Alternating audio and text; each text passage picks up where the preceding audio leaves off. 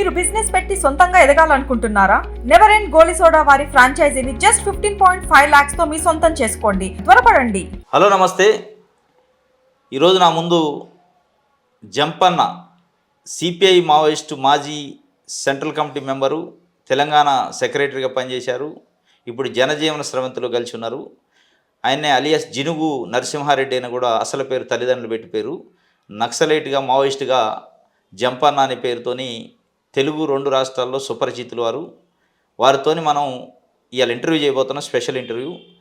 అసలు సిపిఐ మావోయిస్టుగా ఎట్లా వెళ్ళారు, దాని తర్వాత ఎట్లా బయటకు వచ్చారు, ఆ వెళ్ళిన తర్వాత మధ్యలో బయటకు వచ్చే వరకు జరిగిన పరిణామాలు ఏంది, అసలు వారు చేసిన ఉద్యమానికి ఫలితాలు ఏమొచ్చినాయి, ఇవాళ ప్రజలకి సమాజానికి ఏమైనా మార్పు వచ్చిందా, అసలు ఉద్యమ ఫలితం ఏ విధంగా ఉంది, ఇప్పుడు బయటకు వచ్చిన తర్వాత జరుగుతున్న ఉద్యమం కానీ ఇప్పుడు ప్రభుత్వాలు వ్యవహరిస్తున్న తీరు అనే అంశాలపైన వారిని సుదీర్ఘంగా అనేక అంశాలని అడిగి తెలుసుకునే ప్రయత్నం చేద్దాం. సార్ నమస్తే. నమస్తే సార్ చెప్పండి, బాగున్నారా? బాగున్నాను. ఏది మీరు 35 సంవత్సరాలు అండర్ గ్రౌండ్లో ఉన్నారు. CPI Maoist Telangana committee secretary చేశారు, సెంట్రల్ కమిటీ మెంబర్గా చేశారు. మొత్తంగా చూస్తే మీరు చేసిన ఉద్యమం ఏం ఫలితం ఇచ్చింది అనిపిస్తుంది? ఇప్పుడు ఆ ఉద్యమ ఫలితం ఏమిటి అనే కంటే కూడా ఆ ఉద్యమం ప్రారంభమైనప్పుడున్న పరిస్థితులు ఏంటో మనకు అర్థమైతే ఆ ఫలితం ఏంటో అర్థమవుతుంది. ఓకే. ఆనాటు అంటే ప్రారంభించినప్పుడు ఇది నక్సల్బరీ ఉద్యమం నుండి ప్రారంభమైంది. ఈ పార్టీ సిపిఐ మావోయిస్ట్ పార్టీ 1967 లోపట పశ్చిమ బెంగాల్లోని డార్జిలింగ్ జిల్లాలో నక్సల్బరీ గ్రామం నుండి ఈ నక్సల్బరీ ఉద్యమం మొదలైంది. నక్సలైట్ అంటేనే నక్సల్బరీ గ్రామం నుండి భూస్వాములకు వ్యతిరేకంగా రైతు కూలీలు తిరగబడ్డారు. వాళ్ళు భూస్వాములకు సంబంధించిన అంటే ఆ పొలాలను కోసుకురావడం, వడ్లను తీసుకురావడం, ఎవరైతే వడ్డీ వ్యాపారులు ఆ వడ్డీ వ్యాపారాలకు సంబంధించిన వాళ్ళకు సంబంధించిన ఆ వడ్డీలు కట్టకుండా ఆ కాయిదాలు కాల్చేయడం అనేది ఏందో, అంటే అది ఒక రకంగా ఆనాడున్న పరిస్థితి ఏంటంటే భారతదేశంలో గ్రామీణ ప్రాంతంలో కూడా భూస్వాముల యొక్క దోపిడీ అణచివేత చాలా సీరియస్గా ఉంది. సీరియస్గా ఉన్న పరిస్థితి లోపల రైతు కూలీలకు తిండి లేక చాలా అనేకమైన శ్రమ చేసేది వాళ్ళే, కానీ ఆ పంట వాళ్ళకు లేదు. వాళ్ళు అనేక రకాలుగా అణచివేతకు గురవుతుండ్రు, వెట్టి చాకరీ చేస్తుండ్రు. కాబట్టి అలాంటి నేపథ్యం లోపల ఆ తిరుగుబాటు అనేది నక్సల్బరీ గ్రామం లోపల ప్రారంభమైంది. అది నక్సల్బరీ గ్రామంలో ప్రారంభమైంది. అది డార్జిలింగ్ జిల్లా, పశ్చిమ బెంగాల్, అది భారతదేశ వ్యాప్తంగా విస్తరించింది. అది ఈ విస్తరించిన నేపథ్యం లోపల ఆనాడు ప్రధానమంత్రిగా ఉన్న ఇందిరాగాంధీ, కాంగ్రెస్ ప్రధానమంత్రిగా ఉన్న ఇందిరాగాంధీ ఏదైతుందో ఆనాడు లేదా ప్రభుత్వం పెట్టిన పేరు ఏంటంటే నక్సల్బరీలు ఇది స్టార్ట్ అయింది కాబట్టి నక్సలైట్లు అన్నారు. ఇది వాళ్ళు పెట్టిన పేరే, వాస్తవంగా ఈ పెట్టుకున్న పేరేం కాదు. నక్సలైట్లు అనేది వాస్తవం కమ్యూనిస్టులు. వీళ్ళు ఏంటంటే సిపిఎం లోపల ఉన్న సిపిఎం పార్టీలో ఉన్న కమ్యూనిస్టులే సిపిఎం పార్టీ లోపల కూడా అసంతృప్తికి గురై ఉన్నారు.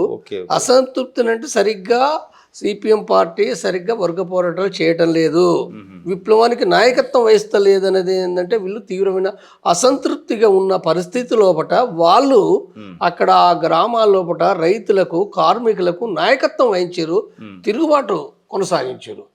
ఇది ఆనాడు ఏంటంటే ఆ ప్రభుత్వాలు ఆ పేరు పెట్టినాయి. ఆ పేరు నుంచి ఏంటంటే తిరిగి అదే ఆ ఉద్యమం నుంచి సిపిఐఎంఎల్ అనే పార్టీ ఏర్పడింది.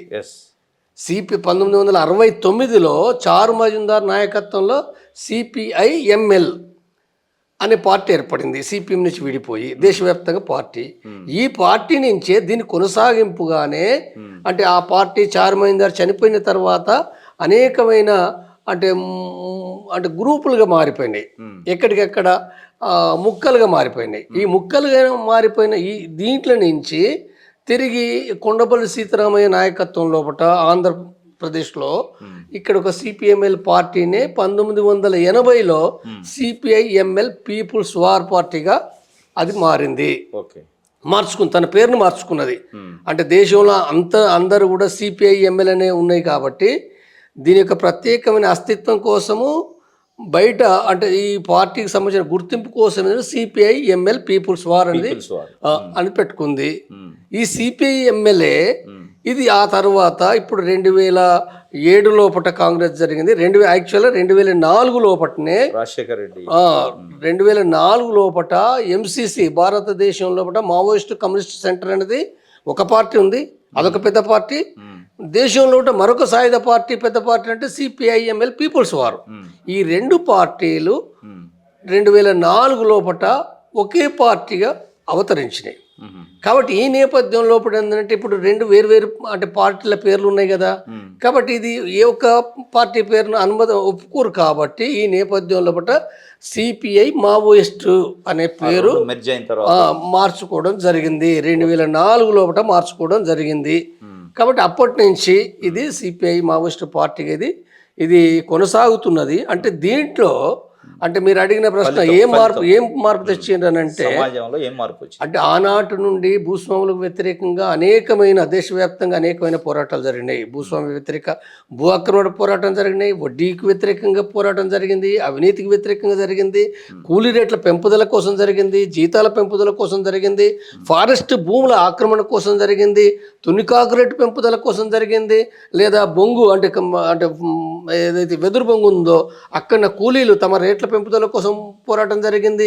ఇవి మాత్రమే కాదు, గ్రామాల్లో అది తెలంగాణలో కానీ జార్ఖండ్లో కానీ లేదా ఇంకా మరికొన్ని ప్రాంతాల్లో ఏఓబీలో ఆంధ్రలో వివిధ ప్రాంతాల్లో అక్కడ గ్రామాల్లో అంటే భూస్వాముల ఆధిపత్యాన్ని దెబ్బతీసిరు, భూస్వాముల పెత్తనాన్ని దెబ్బతీసి గ్రామంలో ఏదైతే రైతు కూలీల రాజ్యం స్థాపించాలని ఉందో రైతు కూలీలకు సంబంధించిన యొక్క రాజకీయ ఆధిపత్యాన్ని నెలకొల్పారు. అది వచ్చింది కాబట్టి నేను చెప్తున్న ఉదాహరణకు జగిత్యాల లోపట 1977 లోపట జగిత్యాల లోపట ఒక జైత్రయాత్రగా భూస్వాముల వ్యతిరేక పెద్ద పోరాటం అదొక బ్రేక్ అయింది. ఆ బ్రేక్ త్రూ నుంచే జగిత్యాల భూస్వాములు చాలా పెద్ద భూస్వాములు 100,000 ఎకరాల భూస్వాములు వెలమ రెడ్డి భూస్వాములు ఎవరైతుండ్రో వీళ్ళందరూ కూడా పట్టణాలు పట్టిరు. ఎక్కడికి? హైదరాబాద్కు.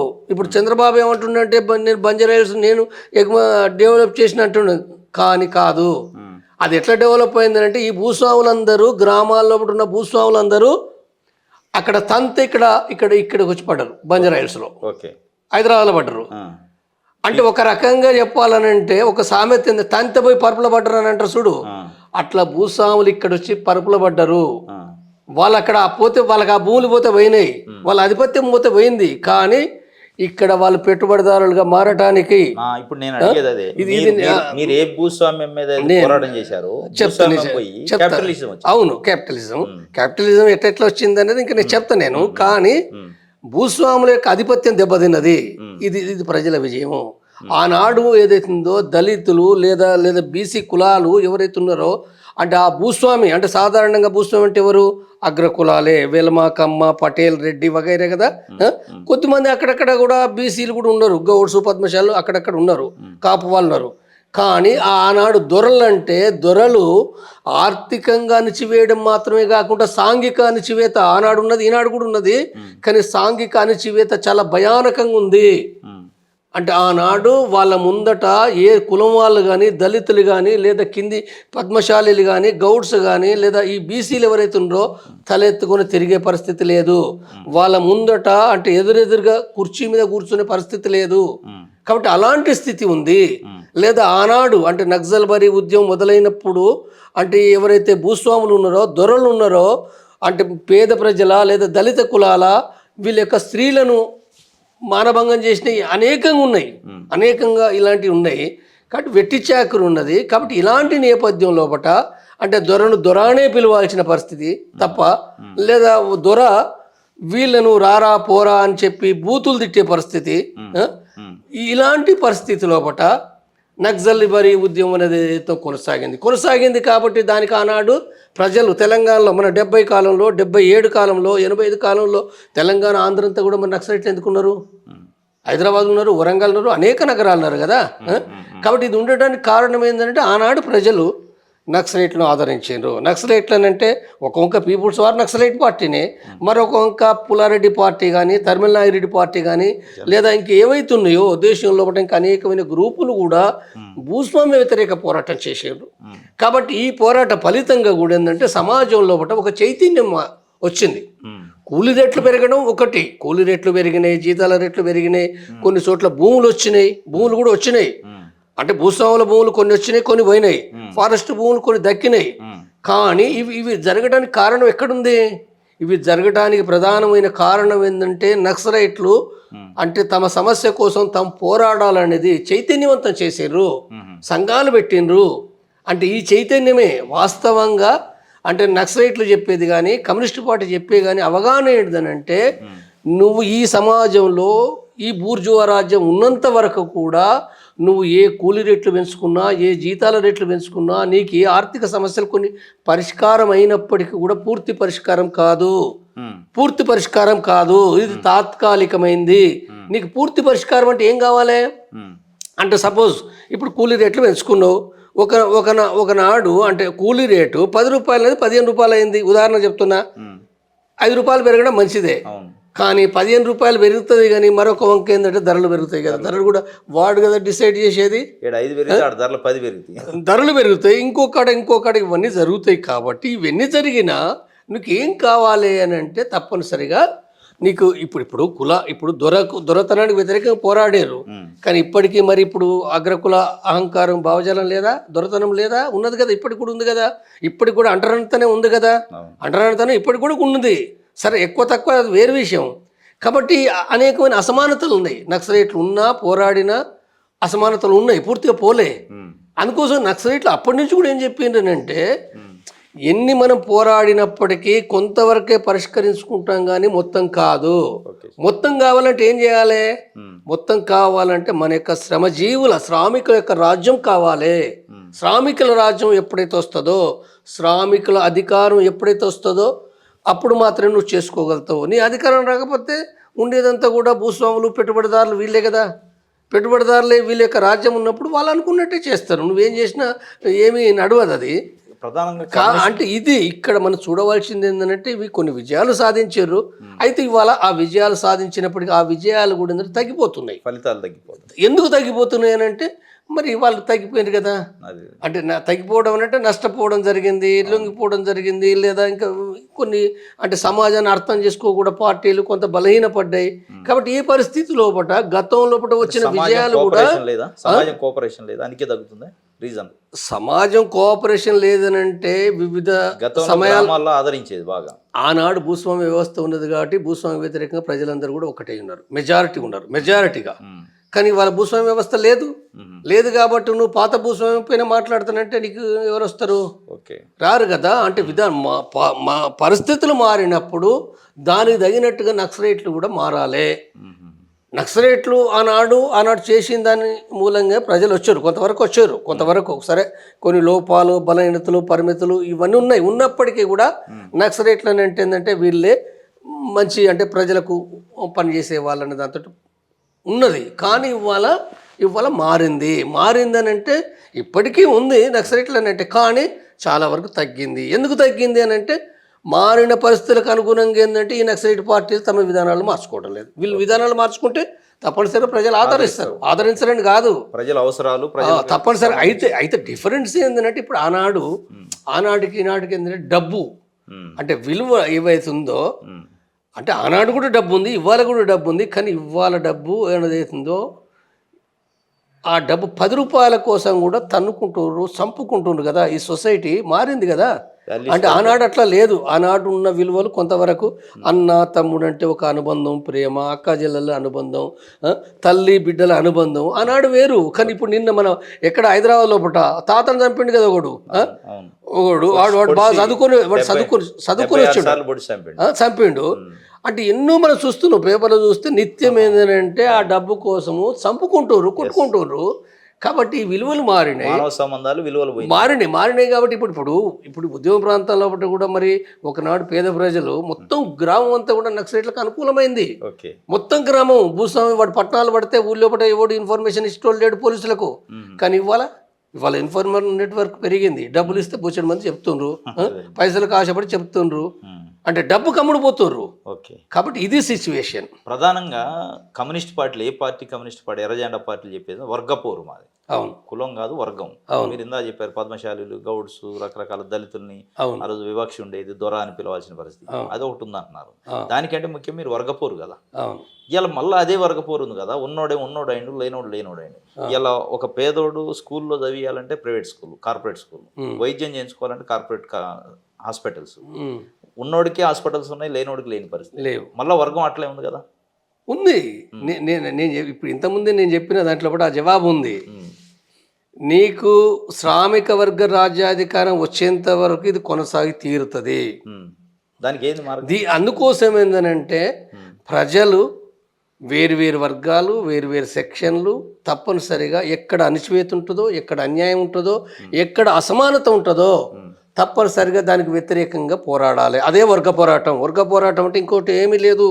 వర్గం అని అంటే ఇప్పుడు కార్మిక వర్గం ఒక వర్గం, పెట్టుబడిదారి ఒక వర్గం, నిజమే. మరి రైతుల లోపల కూడా విభిన్న వర్గాలు ఉన్నాయి. ధనిక రైతున్నాడు, మధ్యతరగతి రైతున్నాడు, పేద రైతున్నాడు. అంటే మొత్తంగా చూసినప్పుడు ఏంటంటే దోపిడీకి గురే వర్గమే. కాబట్టి రైతులు తమ గిట్టుబాటు ధర కోసం పోరాడాలి, తప్పనిసరిగా పోరాడాలి, రైతులుగా సంఘటిత పడాలి. అంటే తమ పైన దోపిడీ ఏదైతే కొనసాగుతుందో దానికి వ్యతిరేకంగా వాళ్ళు పోరాడాలి, రైతులు పోరాడాలి, మహిళలు పోరాడాలి, విద్యార్థులు తమ పైన ఫీజులు లేదా విద్య విషయంలో పట్ల విద్యార్థులు కూడా పోరాడాలి. వాళ్ళది ఏ వర్గం అని అంటే విద్యార్థులు కూడా రకరకాలు ఉన్నారు. మధ్యతరగతి వర్గం ఉంది, పేద వర్గం ఉంది, కానీ వాళ్ళు దోపిడీకి గురే వర్గమే. వీళ్ళంతా కలిసి పోరాడాలి. నేను ఇంకా వర్గ పోరాటం అంటే ఏంటంటే నేను చెప్పే విషయం ఏంటంటే ఇప్పుడు ఇవాళ నేను ఉదాహరణకు మన ఎంఆర్పిఎస్ నాయకత్వం లోపట అంటే అది ఒక సామాజిక అంటే దళిత వర్గీకరణ జరగాలనేది వాళ్ళ డిమాండు. వాస్తవంగా ఒక్క ఎంఆర్పిఎస్ఏ కాకుండా దాంట్లో అనేక మంది 59 కులాలు తెలంగాణ లోపల వాళ్ళందరూ కూడా దానికి సపోర్ట్ చేశారు మెజారిటీగా. దాని ఫలితమే ఇప్పుడు తెలంగాణ ప్రభుత్వం వర్గీకరణ అనేది ఒక ప్రకటించింది అది. కాబట్టి ఇదేంటిది, దీన్ని ఏమనాలంటే నేనేమంటున్నంటే మార్గం ప్రకారం, నేనంటే నా ఇష్ట ప్రకారం అంటలేను, నేను మార్గం ప్రకారం దాన్ని నేనేం చెప్తున్నంటే అది కూడా వర్గ పోరాటంలో భాగమే. వర్గ పోరాటంలో భాగం అంటే అది ఎవరికి వ్యతిరేకంగా పోరాడిండ్రు? మాలలకు వ్యతిరేకంగా పోరాడిండ్రని కాదు, తప్పది. మాలలకు అంటే దీని మీడియా లేదా వీళ్ళ మాటల లోపట అంటే మాదిగ వాళ్ళు కృష్ణ మాదిగ కొన్ని సందర్భాలు మాల వాళ్ళను తిట్టడము, లేదా మాల వాళ్ళు కృష్ణ మాదిగను తిట్టడము, అంటే చూడటానికి మీడియాలో ఏం కనపడుతుంది అంటే మాల మాదిగలు కొట్లాడుకుంటున్నట్టుగా. కానీ కాదు. ఎందుకంటే అది చేసేది ఎవరు? ఇప్పుడు ఆ విభజన చేసేది ఎవరు? ఆ చట్టం చేసేది ఎవరు చేస్తుండ్రు? ప్రభుత్వాలు, రాజ్యం చేస్తుంది, కోర్టులు చేస్తాయి. ఇవి కదా. అందుకోసం నేనేం చెప్తున్నానంటే మాదిగ వాళ్ళకి కానీ లేదా ఎవరైతే ఉన్నారో మీ వర్గీకరణ అనేది ఉందో వర్గీకరణకు మీకు ప్రభుత్వానికి వ్యతిరేకంగా మీ పోరాటం ఉండాలి తప్ప మీరు మాల వాళ్ళు కానీ మాదిగ వాళ్ళు కానీ ఎవరు లేదా 59 కులాలు ఏంటి? ఈ కులాలు అనేటిదో నిచ్చెన మెట్ల కుల వ్యవస్థ లోపల కింద అణచివేయబడ్డ కులాలు. వీళ్ళు ఏ భూమి ఏ యొక్క ఉత్పత్తి యొక్క సాధనాలు లేని వాళ్ళు. అణచివేయబడ్డ ఈ కులాలు, అంటరాని కులాలు ఏవైతున్నాయో వీళ్ళు సంఘటితంగా ఉండాలి. తమ మధ్య ఉన్న సమస్య తమ కొట్లాడుకోకూడదు. రిజర్వేషన్కి సంబంధించిన ఏదైతే ఉందో అది రాజ్యాంగం నిర్ణయించింది. అంటే ఈ రాజ్యాంగం ప్రకారంగా తిరిగి మళ్ళీ దీంట్లో పట్ల కూడా అంటరాని అనేది ఒకటే ఉన్నప్పటికీ కూడా అందరికీ చెందే విధంగా ఆ 15% దీన్ని చేసుకోవాలి. వాస్తవంగా ఇది మాత్రమే సాధ్యం కాదు. ఇది ఇంకా నెక్స్ట్ రిజర్వేషన్ తోటే వీళ్ళ యొక్క మొత్తం వీళ్ళ బతుకులు మారాయి. కాబట్టి రాజ్యాధికారం కోసం పోరాడాలి. రాజ్యాధికారం కోసం పోరాడితే తప్ప వీళ్ళ సమస్య పరిష్కారం కాదు. అందుకోసం కలిసి ఉండాలి, కొట్లాడుకోకూడదు అనే విషయం ఏంటంటే నేను చెప్తున్నా. కాబట్టి ఇది ఎవరికి వ్యతిరేకంగా అంటే రాజ్యానికి వ్యతిరేకంగా, ప్రభుత్వానికి వ్యతిరేకమైంది ఇది. కానీ 2004 వరకు వర్గీకరణ జరిగింది. ఫలితాలు అనుభవిస్తుంటే మాలలు పోయి కోర్టులు వేసి అడ్డుకున్నారు. మరి అనాలి కదా అనేది వాళ్ళు అనేది. అవును, అడ్డుకుంటున్నారు అని అనాలి కదా. అంటే అడ్డుకోవడం అనేది ఏందో ఇప్పుడు సమస్య ఎక్కడ ఉందంటే అనాది నుండి ఇవాళ కొత్త కాదు. ఒకనాడు భారతదేశంలో చాతుర్వర్ణ వ్యవస్థ ఏర్పడినప్పుడు దానికి వ్యతిరేకంగా పోరాడింది ఎవరంటే మొట్టమొదటిగా చార్వాకులే. లోకాయతులు అంటారు, చార్వాకులు అంటారు. చాలా వాళ్ళు వర్గ పోరాటం కొనసాగించారు. వాళ్ళు వర్ణ వ్యవస్థకు వ్యతిరేకంగా, వర్ణానికి వ్యతిరేకంగానే. వర్ణ వ్యవస్థ అంటే బ్రాహ్మణులు, క్షత్రియులు, పైన ఉన్నారు వాళ్ళే పాలకులు, వాళ్ళే దోపిడి వర్గం, వాళ్ళే పాలక వర్గం, వాళ్ళే శ్రమ చేయని వాళ్ళు, శ్రమ చేయంది వాళ్ళే. చార్వాకులు ఎవరికి ప్రతినిధులు? శ్రమజీవులకు, ఉత్పత్తి కులాలకు ఆనాడు క్షూద్రులు అనే వాళ్ళు ఎవరైతే ఉన్నారో ఆ క్షూద్రులకు ప్రాతినిధ్యం వహించింది చార్వాకులు. క్షూద్రులు అంటే ఎవరు? వ్యవసాయం చేసేవాళ్ళు, లేదా చేనేత వృత్తులు పనిచేసిన వారు, కమ్మరోళ్ళు, కుమ్మరోళ్ళు, వడ్లోళ్ళు, వీళ్ళందరూ కదా. అంటే ఆ పని ఇంకా అప్పటికి కులం ఏర్పడలే, వర్ణమే. కాబట్టి ఆ వర్ణాన్ని ఇది కరెక్ట్ కాదు అని చెప్పి వర్ణ వ్యవస్థకు వ్యతిరేకంగా నిలబడి పోరాడి త్యాగం చేసిన వాళ్ళు ఎవరంటే చార్వాకులు మొట్టమొదటగా. కానీ ఆ తర్వాత ఆ చార్వాకుల నుంచి కనుక మనం గమనిస్తే చరిత్ర లోపల ఈ పేద వర్గాల నుంచి, ఈ మధ్యతరగతి వర్గాల నుంచి కొద్ది మంది ఏంటంటే, ఎందుకంటే వాళ్ళు 10 మందే, 190 మంది శ్రమ చేసేవాళ్ళు ఉత్పత్తి కులాలు. కానీ ఉత్పత్తి కులాల్లో 90 మందిని కూడా ఏంటంటే ఆ 10 మంది ఎట్లా దోపిడీ చేయగలిగారు, ఎట్లా అంచివేయగలిగినట్టు ఇందులో నుంచే కొంతమందిని వాళ్ళు భజన పనులుగా చేసుకున్నారు, వాళ్ళు బానిసలుగా చేసుకున్నారు, వాళ్ళు ఏజెంట్లుగా మార్చుకున్నారు. అంటే ఈ పేద వర్గాల నుంచి ఎప్పుడైనా అంతే ఆశ పెట్టి నీకు అప్పటి నుంచి ఇప్పటికి కూడా అంతే. ఇప్పుడు నక్సలైట్లకు వ్యతిరేకంగా పోలీస్ ఇన్ఫార్మర్లు ఎవరైతే నువ్వు భూస్వామి కాదు, పేదోడే అవుతాడు, డబ్బులకు ఆశపడ్డోడే అవుతాడు. భూస్వామి ఎక్కడుంటాడా? వాడు పట్టణాలు పట్టిండు, వాడు ఎక్కడ ఇన్ఫర్మేషన్ ఇస్తాడు. కాబట్టి ఇక్కడ కూడా ఏంటంటే ఇప్పుడు మాలమాదిగా కొట్లాట అనేది ఏందో రాజ్యం దాన్ని నువ్వు చట్టం చేయాలిగా, నీ చేతిలో ఉంది కదా. నువ్వు చేసిన నువ్వు చట్టం చేస్తే ఎవడు అడ్డుపడతాడు? నువ్వు చట్టం చేయొచ్చు కదా, చట్టం చేయవు, దానికి అనేకమైన లూపోల్స్ పెడతావు. తిరిగి మాల దాంట్లో మాల వాళ్ళందరూ వ్యతిరేకం కాదు కదా మాదిగోళ్ళకు. నేను చాలా వరకు గమనించా, మాల వాళ్ళు కూడా అంటే ఉద్యమంలో ఉన్నారు, అనేక మంది వాళ్ళు త్యాగాలు చేసిండ్రు. కానీ మరి వాళ్ళందరూ ఎందుకు? వాళ్ళు కాదు కదా ఆ కేసు పెట్టింది. ఎవరంటే మాల లోపల కొంత బలిసిన సంపన్నులు, లేదా కొద్దిమంది పెట్టి బూర్జువా మేధావులు, కొద్దిమంది, అందరు కాదు, మేధావులు అందరినీ నేను అనను. మీరు అంటున్నది చేయాల్సిన స్టేజ్లో ప్రభుత్వం చేయట్లేదు, చేయాలి. వీళ్ళు ఇప్పుడు కేసు ఎత్తారు, అదంతా పెద్ద గూడుపుటాని కుట్ర రాజకీయాలు ఉంటాయి. అంటే ఇప్పుడు ప్రభుత్వం చట్టం చేసిన తర్వాత నువ్వు దాని అమలు జరపడానికి పూనుకున్న తర్వాత ఎవడు అడ్డుపడతాడు? నువ్వు దానికి అడ్డుపడతాడా? ఇప్పుడు బీజేపీ ప్రభుత్వం కాశ్మీర్ పైన 370 యాక్ట్ అనేది ఉంది, మా చేయాలనుకున్నప్పుడు చేసింది కదా, దాన్ని ఎవడు అడ్డుపడ్డాడు? ఆగలేదు. లేదా అయోధ్య రామ మందిరం నిర్మించాలనుకున్నది, ఎవడు అడ్డుపడ్డాడు? ఏం చేస్తారు? నువ్వు చేయాలనుకుంటే ఎవడు చేస్తాడు? నీ చేతిలో ఉంది కదా. ర్యాలీ చేస్తారు, అవి చేస్తారు, కానీ ఎవరు చేసినా మాల వర్గం అది ఎంత ఉంటుంది మొత్తం భారతదేశంలో పట అది చేయలేదు కదా. కాబట్టి సమస్య ఎక్కడ ఉందనంటే ఇదంతా కూడా రాజ్యం చేతిలో ఉంది. అందుకోసం నేను కృష్ణమాదిగకైనా వీళ్ళకైనా చెప్పేది, నువ్వు మాల వాళ్ళని తిట్టకు. వాళ్ళు కేసు పెట్టింది మాల వాళ్ళే పెట్టినప్పటికీ నేను వాళ్ళు కేసు పెట్టి తిడుతున్నా అనకు. నువ్వు ప్రభుత్వం పైన పోరాడు, ప్రభుత్వానికి వ్యతిరేకంగా మాట్లాడు, మాల వాళ్ళని తిట్టకు. మాల వాళ్ళు కూడా ఏం చేయాలి? కృష్ణమాదిగని తిట్టుడు ఉపయోగం లేదు. ప్రభుత్వం మీకు ఏవైతున్నాయో వాస్తవంగా ఇప్పుడు రాష్ట్ర ప్రభుత్వం చేసింది ఏందో సాధారణంగా నా దృష్టిలో ప్రభుత్వం ఏదైతే ప్రకటించిందో జనరల్ గా సరైందే. 9-5 అనేది ఏదైతుందో సరే, ఒక కులము ఇందులో కాదు అందులో అనేది ఒకటి ఉంది, సరే ఇంకా కొంత కొద్దిగా మార్పులు చేయాలని ఉంది, అవన్నీ సజెషన్స్ చేయొచ్చు, చర్చించాలి, మార్చుకోవాలి. కానీ దాన్ని ఎక్కువ కాలం కొనసాగనియద్దు. దాన్ని తప్పనిసరిగా పులి స్టాప్ పెట్టి మాదిగా మాల వీళ్ళందరూ కలిసి ఉండి దాన్ని అమలు జరిపించే విధంగా చేయడం అనేది అవసరం.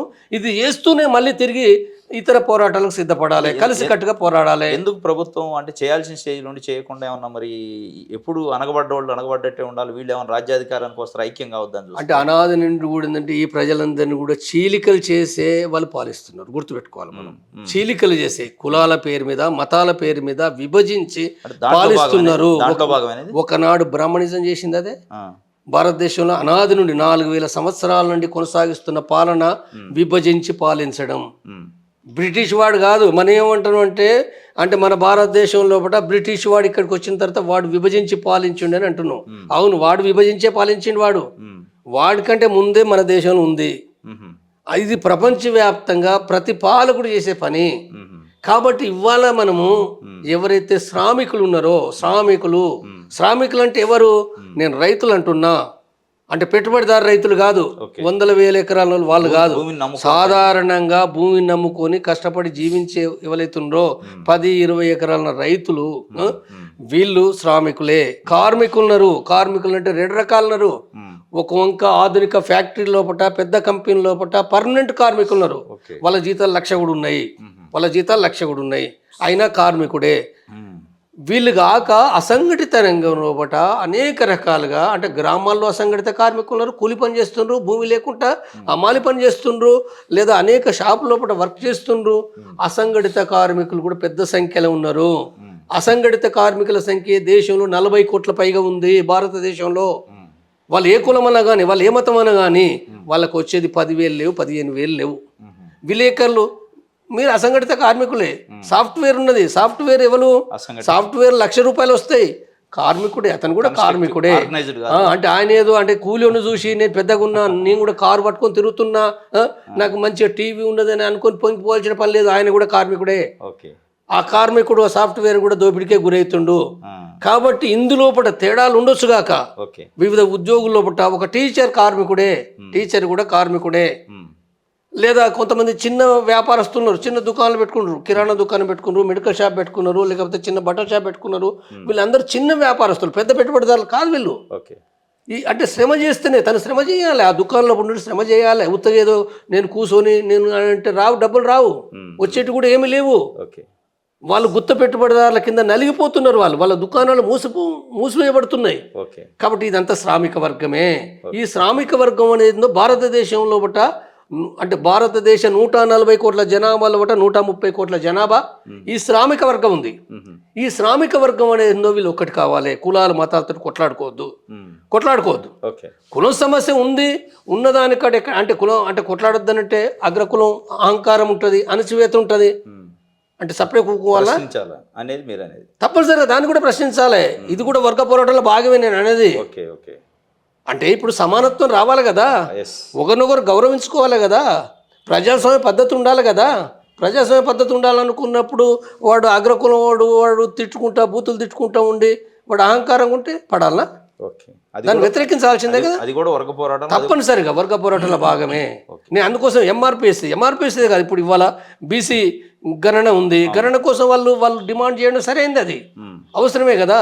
మా బీసీ కులాలు మేము ఉత్పత్తి చేసేది మేము, శ్రమ చేసేది మేము, వేలాది సంవత్సరాల నుంచి మేము చేస్తుంటే మరి మాకు సంబంధించిన మాకు ఉద్యోగాలు లేవు, అంత అగ్రకుల వాళ్ళే తీసుకుపోతుండ్రు, వాళ్ళ చేతుల్లో అధికారం ఉంది, మరి మాకు ఉద్యోగాలు కావాలి, విద్య కావాలని అంటారు కదా. అది రాజ్యాంగం డిమాండే కదా. కొత్తగా మనం చెప్పేది కదా, రాజ్యాంగంలో కూడా పొందుపరుచుకున్న విషయాన్ని. ఇప్పుడు ఇట్లా కులాల మధ్య పంచాయతీ వస్తే శ్రామిక రాజ్యం ఎట్లా వస్తుంది. ఇప్పుడు ఇవాళ ఈ గణన చేయాలంటుండ్రు. ఈ గణన చేసినప్పుడు రాజ్యాంగంలో ఉన్నదాన్ని, రాజ్యాంగంలో ఉన్న అంశాలని, రాజ్యాంగంలో కొన్ని తప్పులు ఉండొచ్చు కాక, కానీ రాజ్యాంగం ఏదైతుందో రిజర్వేషన్ విధానాన్ని మనం సపోర్ట్ చేస్తున్నాం కదా. రిజర్వేషన్ వ్యతిరేకిస్తున్నావా? కమ్యూనిస్టులు సపోర్ట్ చేస్తారు, సపోర్ట్ చేయాలి కూడా. రిజర్వేషన్ ఎందుకు పెట్టిండ్రు? అది రిజర్వేషన్ సామాజికంగా అణచివేతకు గురైన కాబట్టి ఇది పెట్టిరు రిజర్వేషను. ఈ రిజర్వేషన్ కాబట్టి ఏంటంటే ఈ రిజర్వేషన్ను దృష్టిలో పెట్టుకున్నప్పుడు ఈ గణన జరగడం ద్వారా, గణన జరిగినప్పుడు, ఈ లెక్కలు జరిగినప్పుడు ఎంత ఉండాలనేదో చర్చ, అంటే రాజ్యాంగం ప్రకారంగా, చట్టాల ప్రకారంగా ప్రజల యొక్క ఆకాంక్షలను దృష్టిలో పెట్టుకొని మనం నిర్ణయించుకోవాల్సి వస్తుంది. తప్పేం లేదు అందులో. అంటే బీజేపీ ఏమంటుందంటే కులాల మధ్య స్విచ్ పెట్టి విచ్ఛిన్నం చేస్తారా దేశాన్ని అంటుంది. ఇప్పుడు బీజేపీ అంటుంది, మరి బీజేపీ అంటుంది అనుకుంటే ఇప్పుడు ఈ చర్చ ఎందుకు పెడుతున్నారు వాళ్ళు?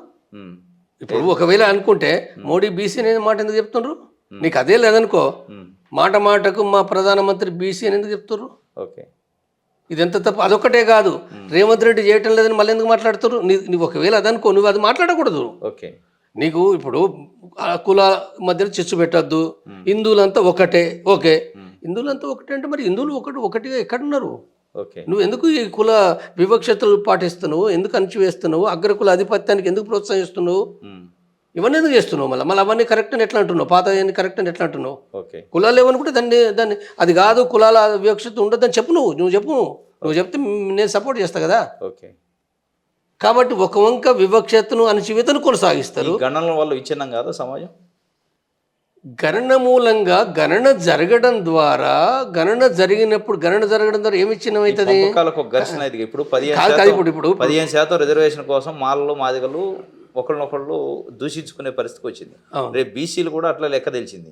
ముదిరాజులు మేము ఎక్కువ అంటారు, యాదవులు మేము ఎక్కువ అంటారు, గౌడ్స్ మా లెక్క ఎంత తేలాలండి. ఒక కులం ఇంటర్నల్ గా బీసీలలో ఒక కొట్లాట జరిగినప్పుడు ఇప్పుడు ఐక్యంగా ఉన్నారా? ఇప్పుడు ఏం లేదు కదా. అంటే ఇప్పుడు ముత్రాశ కులం వాళ్ళను గౌన్లోళ్ళు పెళ్లి చేసుకుంటారా కుల వ్యవస్థ ప్రకారంగా? తేడా లేదా? మాదిగ కులం అమ్మాయిని పద్మశాలి అబ్బాయి పెళ్లి చేసుకుంటాడా?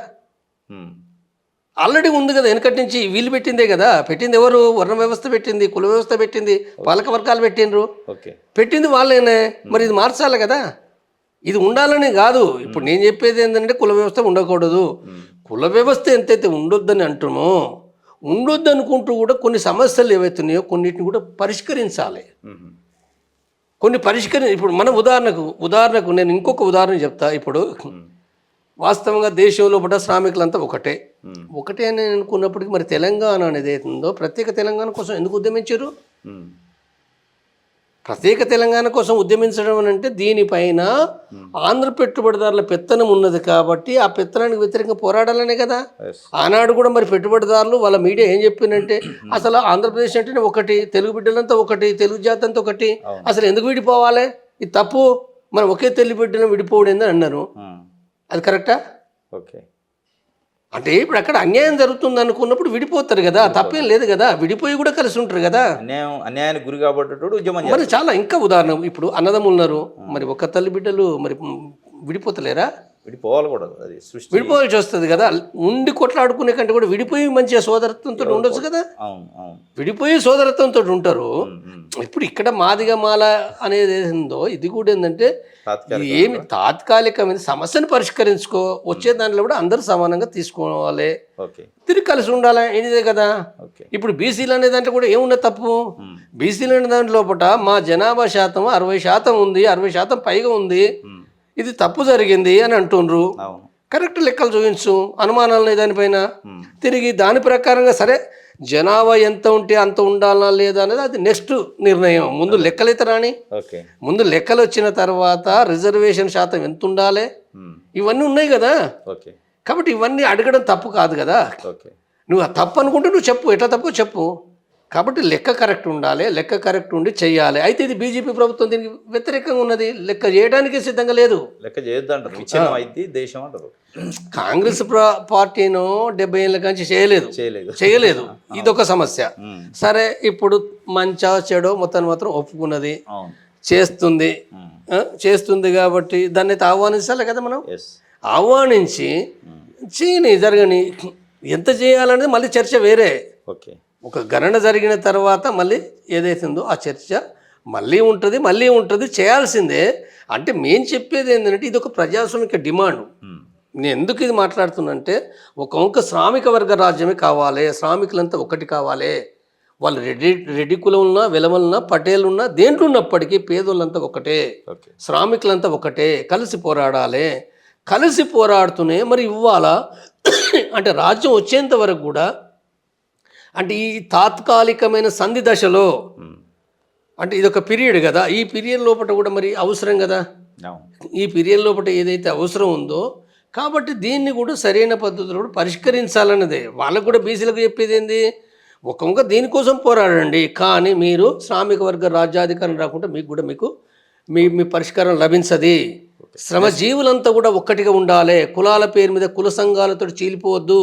కుల సంఘ నాయకులు చాలామంది కొద్దిమంది కాదు వేరు కానీ చాలామంది బూర్జువా నాయకులకు అమ్ముడు పోయే వాళ్ళే. చరిత్రలో కూడా అదే జరిగింది. కుల సంఘ నాయకులు అందరూ కూడా ఇప్పుడు ఈ మాట మాట్లాడతారు, మళ్ళీ తెల్లారే ఇప్పుడు పాలక వర్గాలతో కలిసి ఉంటారు. అదే మోడీకి కలుస్తారు, అదే రేవంత్ రెడ్డి కలుస్తారు, అదే కేసీఆర్ కలుస్తారు. చాలా మంది ఉన్నారు, పేర్లు ఎందుకు కానీ మన చర్చ అవసరం లేదు. చాలా మంది ఉన్నారు. చరిత్ర నేను చెప్పుడేంది అందరికీ తెలుసు. తెలుగు వాళ్ళు ఎవరున్నారు వాళ్ళకు తెలుసు, కుల సంఘంలో ఉన్న వాళ్ళకి తెలుసు, సాధారణ ప్రజలకు తెలుసు. ఎట్లా అమ్ముడుపోతుండ్రో, నిన్న ఈ పార్టీలు ఉంటాడు, రేపు ఇంకొక పార్టీలు ఉంటాడు, మరో ఆ పార్టీలో ఉంటాడు, తర్వాత అక్కడి నుంచి డబ్బులు తెచ్చుకుంటాడు, ఇక్కడి నుంచి డబ్బులు తెచ్చుకుంటాడు. వాళ్ళ కోట్లు ఎట్లా పెరిగినాయి, వాళ్ళ బంగ్లాలు ఎట్లా పెరిగినాయి, వాళ్ళ ఆస్తులు ఎట్లా పెరిగినాయి, ఎట్లా పెరుగుతున్నాయి. బ్లాక్ మెయిలింగ్ చేస్తారు వీళ్ళు. నిన్న అంటే ఎందుకు తిడుతున్నాడో తెలియదు, రేపు ఎందుకు కలుస్తున్నాడో తెలియదు. Black mailing. బీసీ కులం అనే పేరు మీద బలిసిన వాళ్ళు బీసీ కులంలో అంటే బీసీ శ్రామికులు కాదు, బీసీ లోపల కూడా కోటీశ్వరులు ఉన్నారు కదా. బీసీలో ఉన్నారు, దళితులు ఉన్నారు, కొద్దిమంది, అతి తక్కువ మంది అయినప్పటికీ అగ్రకులాలతో పోల్చుకుంటే తక్కువనే, కానీ అందరూ కూడా ఉన్నారు. అంటే నువ్వు అంటే వాళ్ళకు వ్యతిరేకంగా వీళ్ళకి సపోర్ట్గా మాట్లాడి డబ్బులు తీసుకొని మళ్ళీ మరేది తెలియదు. నువ్వు బీసీ నినాదం డబ్బులు తీసుకొని కథం అయిపోతుంది. నిజంగా బీసీ కోసం వీళ్ళు ఎవరైనా పోరాడుతుండ్రా అంటే ఎవరు లేరు. వాస్తవంగా చెప్పాలంటే బీసీ నినాదం 70 ఏళ్ళ నుంచి మాట్లాడుతూనే ఉన్నారు. ఎవరన్నా స్థిరంగా వాళ్ళు ఒక నిబద్ధతతోటి ఒక త్యాగబుద్ధితోటి నిజాయితీగా పోరాడుతున్నారా? బీసీల కోసం అమ్ముడు పోతున్నారు. బీసీ నాయకులు అనే వాళ్ళు చాలామంది అమ్ముడు పోతున్నారు. ఓకే, కొద్దిమంది ఉండొచ్చు, నేను కొద్దిమందిని నేను అందరిని అనను, కానీ మెజారిటీకి అమ్ముడు పోతున్న విషయం అందరికీ తెలుసు. ఓకే. నెక్స్ట్ మావోయిస్టుల గురించి మాట్లాడదాం. కేంద్ర హోంశాఖ మంత్రి అమిత్ షా గారు ఛత్తీస్గఢ్ పర్యటనకు వచ్చాడు ఈ మధ్య కాలంలో. ఏరేస్తాం, మావోయిస్ట్ అనే వాళ్ళు లేకుండా చేస్తాం, చంపేస్తాం అని డైరెక్ట్ లిటరల్గా చంపేస్తామని చెప్పినట్టు ఏరియటం అంటే. ఆయన వచ్చి వెళ్ళిన తర్వాత 145 మంది 2025 సంవత్సరం దాదాపు 2 నెలలు పూర్తి కాలం, 25 వచ్చి 145 మందిని ఏరేశారా మరి చంపారా? మీ భాషలో ఎన్కౌంటర్ అంటారా, ఏమంటారో తెలియదు. ఎట్లా ఉంది మీ 35 సంవత్సరాల ఎక్స్పీరియన్స్లో? అంటే వెళ్ళిపోయే దశకు వచ్చిన మావోయిస్ట్ పార్టీని ఏరేసే కార్యక్రమం, తుడిచేసే కార్యక్రమం సక్సెస్ అవుతుందా గవర్నమెంట్? ఇప్పుడు ఒకటి ఏంటంటే, ఇప్పుడు వాళ్ళు చెప్పేది 140 200 అంటే ఇప్పుడు సంవత్సర కాలం నుంచి 300 సంఖ్య దాటింది టోటల్గా వాళ్ళు చంపింది. చనిపోయిన వాస్తవమే కదా, శవాలు కూడా ఇవన్నీ. ఎన్కౌంటర్ అంటారు, చంపినారా, ఎదురుకాల్పులు. నేను ఇప్పుడు ఎన్కౌంటర్ అని అంటే ఎన్కౌంటరు అసలు ఇవి ఎన్కౌంటర్లు కావని అంటాను నేను. అన్ని ఎన్కౌంటర్లు కావు, 1 అర ఉండొచ్చు కానీ. ఓకే, అంటే ఎన్కౌంటర్ అంటే ఫస్ట్ మనకు అర్థం కావాలి. అర్థం అయితే అది ఎన్కౌంటర్ అసలు ఏంటిదని చెప్పవచ్చు. ఎన్కౌంటర్ అని అంటే ఇప్పుడు ఈ రాజ్యాంగం ఏం చెప్తుందనంటే, భారతదేశంలో పట్టిన పౌరులందరూ కూడా భారత పౌరులు. వాళ్ళు దొంగతనం చేస్తారా, టెర్రరిజం చేస్తారా, లేకపోతే అత్యాచారం చేస్తారా, లేకపోతే ఏం చేస్తారు, బస్సు గాల పెడతారా, ఇది ఎవరిని చంపుతారా అనేది అవుతుందో కాదు. వీళ్ళందరూ భారత పౌరులు ఫస్ట్.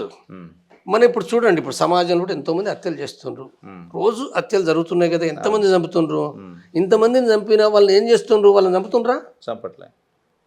వాళ్ళని చాలా దొరకబట్టుకొని ఎవరిని అది చేసుకొని తీసుకొచ్చి కోర్టుకు తీసుకొచ్చి మళ్ళీ వాళ్ళకు చట్ట ప్రకారంగా అంటే జైలు ఇతర శిక్షలు విధిస్తుండ్రు. చంపటం లేదు కదా.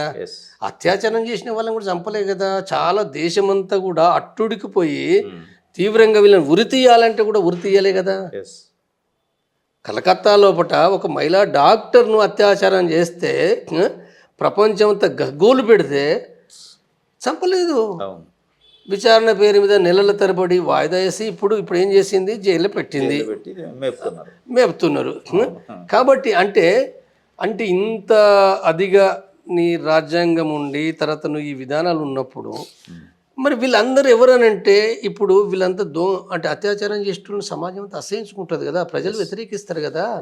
లేదా అడవులు అందరినీ సాధారణ ప్రజలు హత్యలు చేస్తున్నావు నువ్వు. హత్యలే కాదు, ఇప్పుడు ముఖ్యంగా హత్యలు చేసేది భూస్వాములు, పెట్టుబడిదారులు. తను ప్రశ్నిస్తే వ్యతిరేకిస్తే అనేక మంది చంపిన చరిత్రలు ఉన్నాయి కదా, ఎన్నో కేసులు ఉన్నాయి కదా. ఎంతమంది శిక్షించినావు నువ్వు, ఎంతమంది ఉరి తీసినావు, చంపేసినవా? కానీ ఇవాళ నువ్వు ఎవరైతే చంపినవో 300 మందో 250 చంపినవో వీళ్ళెవరు?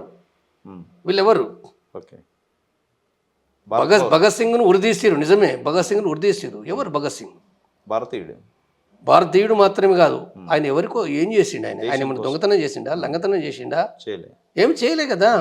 ఈ ప్రజల కోసం ఈ దేశంలో అసమానత్వం ఉండొద్దు, దోపిడీ ఉండొద్దు, బ్రిటిష్ పాలన ఉండొద్దు, సమానత్వం రావాలని కదా పోరాడింది ఆయనే.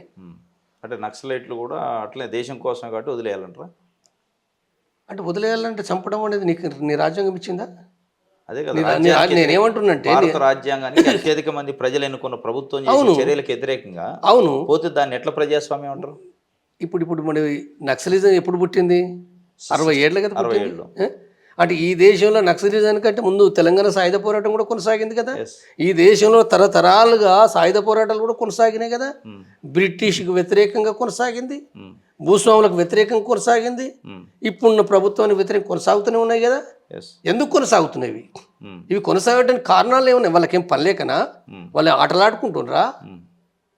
వాళ్ళు దేనికోసం చేస్తుండ్రు? వాళ్ళు చేయడానికి కారణం ఏంటిదని అంటే వాళ్ళు ఏం దొంగతనం కోసం డబ్బుల కోసం చేయటం లేదు కదా. వాళ్ళు అంటే గన్నుతో రాజ్యాంగాన్ని శాసించొద్దని కదా. అదే అంటే నేను అనేది ఏంటంటే శాసించడం అని, శాసించే స్థాయికి వాళ్ళు ఏం రాలే, వాళ్ళు పోరాడుతున్నారు. శాసించే భారతదేశాన్ని శాసించే స్థాయి వాళ్ళది ఏం లేదు. ఒక ప్రాంతంలో ఉన్నారు. వాళ్ళు ఏం చేస్తుండ్రు అని అంటే అన్యాయాలకు వ్యతిరేకంగా, అణచివేత వ్యతిరేకంగా వాళ్ళు ప్రశ్నిస్తున్నారు, ప్రజలను సంఘటితపరుస్తున్నారు, పోరాడుతున్నారు. అయితే ఆ సందర్భంగా ఏంటిది, సంఘాలు పెట్టుకొని పోరాడినా అంటే రాజ్యం ప్రభుత్వం సహిస్తలేదనే దాంతో ఏంటంటే వాళ్ళు తుపాకులు పట్టుకున్నారు. వాళ్ళు ఓకే. మేము అంటే తుపాకులు పట్టుకొని రాజ్యాధికారం అంటే సైన్యాన్ని నిర్మించి చేయాలనేది వాళ్ళు ఎంచుకున్న పద్ధతి. ఇప్పుడు రాజ్యం అనేది ఏంటంటే పొలిటికల్ పార్టీ పెట్టుకునే అవకాశం ఉంది, రాజ్యాంగం ప్రకారం కొట్లాడే అవకాశం ఉంది. నువ్వు అడవులలో పోయి తుపాకులు పట్టుకొని మొత్తం రాజ్యాన్ని ఎట్లా బ్లాక్మెయిల్ చేస్తావు అనేది కదా. అవును, అంటే అదే అంటే దాన్ని నేను చెప్తా. అంటే మొదటగా వాళ్ళు ఏందో అర్థం చేసుకుంటే తర్వాత ఏం చేయాలో చెప్పొచ్చు. వాళ్ళు పట్టుకున్నది అందుకోసం పట్టిర్రు. పట్టినప్పుడు నువ్వేం చేయాలి, రాజ్యం నీ రాజ్యం ఏంటంటే నువ్వు ఇప్పుడు ఎన్కౌంటర్ అని ఉన్నది అందులో. అంటే ఆయుధాలు పట్టుకున్న వాళ్ళను అనివార్యంగా ఎదుట వాళ్ళు కూడా ఆయుధాలు పట్టుకొని కాలుస్తే ప్రభుత్వ బలగాలు కూడా కాల్చే రైట్ ఉన్నది, హక్కు ఉంది, డెమోక్రటిక్ రైట్ ఉన్నది అందులో, రాజ్యాంగంలో ఒకటే ఉన్నది. కాబట్టి నువ్వు ఏం చేయాలి, నువ్వు పట్టుకోవడానికి కృషి చేయి, తప్పదు అనుకున్నప్పుడు నీ రక్షణ కోసం నువ్వు కాల్పులు చేయి. అంటే దీన్ని ఎన్కౌంటర్ అంటే ఎదురు కాల్పులు, ఎదురు బొదురు అయినప్పుడు ఎదురు కాల్పులు అంటారు. ఇది మనం గుర్తుపెట్టుకోవాలి. కానీ ఈ రకంగా జరిగినాయా? ఇప్పుడు ఈ 300 మంది చనిపోయిందంటే 300 కాదు, దాదాపు 40 ఏళ్ళ కానించి ఎన్కౌంటర్లు ఎన్ని? ఎన్కౌంటర్లు అసలే లేవని కాదు, నేను కూడా ఎన్కౌంటర్ గురైన అనుకోకుండా ఎన్కౌంటర్ నేను కూడా గురైనా, నేను కూడా అయినా సంఘటన ఉన్నాయి. కానీ ఎక్కువ భాగం ఏంటంటే ఇప్పుడు జరిగినాయి. ఇప్పుడు ఈ 300 మంది కనుక చూస్తే ఏంటంటే అంటే దీంట్లో ఒకటి నిజమైన మావోయిస్టులు, అంటే మావోయిస్టు పార్టీలో ఉన్న వాళ్ళు చనిపోయిన వాళ్ళు ఉన్నారు, వాళ్ళు ఆయుధాలు కలిగి ఉన్న వాళ్ళు చనిపోయిన వాళ్ళు ఉన్నారు. ఆయుధాలు లేకుండా ఆదివాసీ సాధారణ ప్రజలు, సాధారణ సంఘ సభ్యులు, సాధారణ మిలిషియా సభ్యులు, మిలిషియా కూడా గ్రామ మిలిషియా అని ఉంటుంది, వీళ్ళు కూడా చనిపోయింది కూడా ఎక్కువ సంఖ్యలో ఉన్నది మనకు అనేకమైన రిపోర్ట్స్ వస్తున్నాయి. మావోయిస్ట్ పార్టీ కాకుండా కూడా జర్నలిస్టులు చెప్తుండ్రు, వివిధ ప్రజా ప్రతినిధులు చెప్తుండ్రు, చాలా మంది ఎక్కువ మంది ప్రజలు కూడా చనిపోతుండ్రు, ఎక్కువ మంది కూడా చాలా ఘటనల లోపల ఇవన్నీ ఉన్నాయి. అంటే నిజమైన మావోయిస్టులు చనిపోయారు, సాధారణ ప్రజలు చనిపోయారు, కొద్దిమంది నాయకులు కొద్దిమంది చనిపోయారు. చలపతి కేంద్ర కమిటీ మెంబరే చనిపోయాడు ఒరిస్సాలో, ఛత్తీస్గఢ్ బార్డర్లో, వాస్తవమే. అయితే ఈ దీంట్లో కూడా ఇక్కడ ఎన్కౌంటర్ అని అంటే ఏంటంటే నేను ఎదురెదురు కాల్పులు అన్నా కదా, కానీ ఇవన్నీ గమనిస్తే మావోయిస్టుల పైన కూడా నిజమైన దాడులు జరిగినప్పుడు చనిపోయింది కూడా మనం గమనిస్తే ఏంటంటే అవి ఎదురుపడ్డాయి కావు.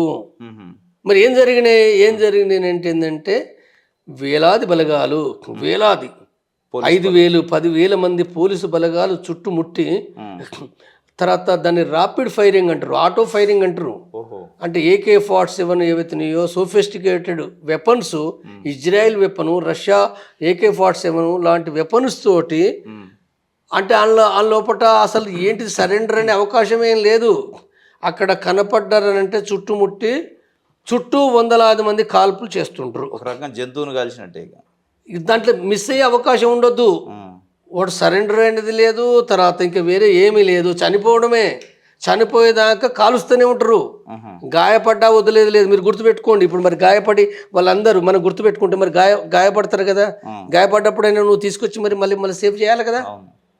మరి అంటే ప్రతి దాంట్లో పట నువ్వు చూడు, ప్రతి ఘటన చూడు, అందరూ చచ్చిపోతారు. వాళ్ళు ఎంతైతే సంఖ్య ఎక్కువ అని చెప్తారు, ఎక్కువ కొద్ది చనిపోతూనే ఉంటారు. ఒకరు కూడా గాయపడి మరి బతికలేరు కదా. 30 మంది చనిపోయారు, 38 మంది చనిపోయినట్టే, 5గురు కూడా మరి అలా గాయపడి నీకు దొరకలేదు కదా. దాన్ని ఏమర్థం చేసుకోవాలి. తర్వాత నువ్వు బాంబులు వేసినావు, నువ్వు బాంబులు ఏ నీతి, ఇది యుద్ధని ఇది కాదు కదా. తర్వాత డ్రోన్స్ తోటి బాంబులు వేస్తున్నావు అంటే ఇది యుద్ధం అంటున్నాను. నేను ఏమంటున్నా, యుద్ధం ఇది. యుద్ధము భారతదేశం లోపల రాజ్యాంగానికి వ్యతిరేకమైంది, అది ఐక్యరాజ్య సమితి నిబంధనలకు వ్యతిరేకమైంది. భారతదేశ పౌరులపైన నువ్వు యుద్ధం చేయడం కాదు కదా.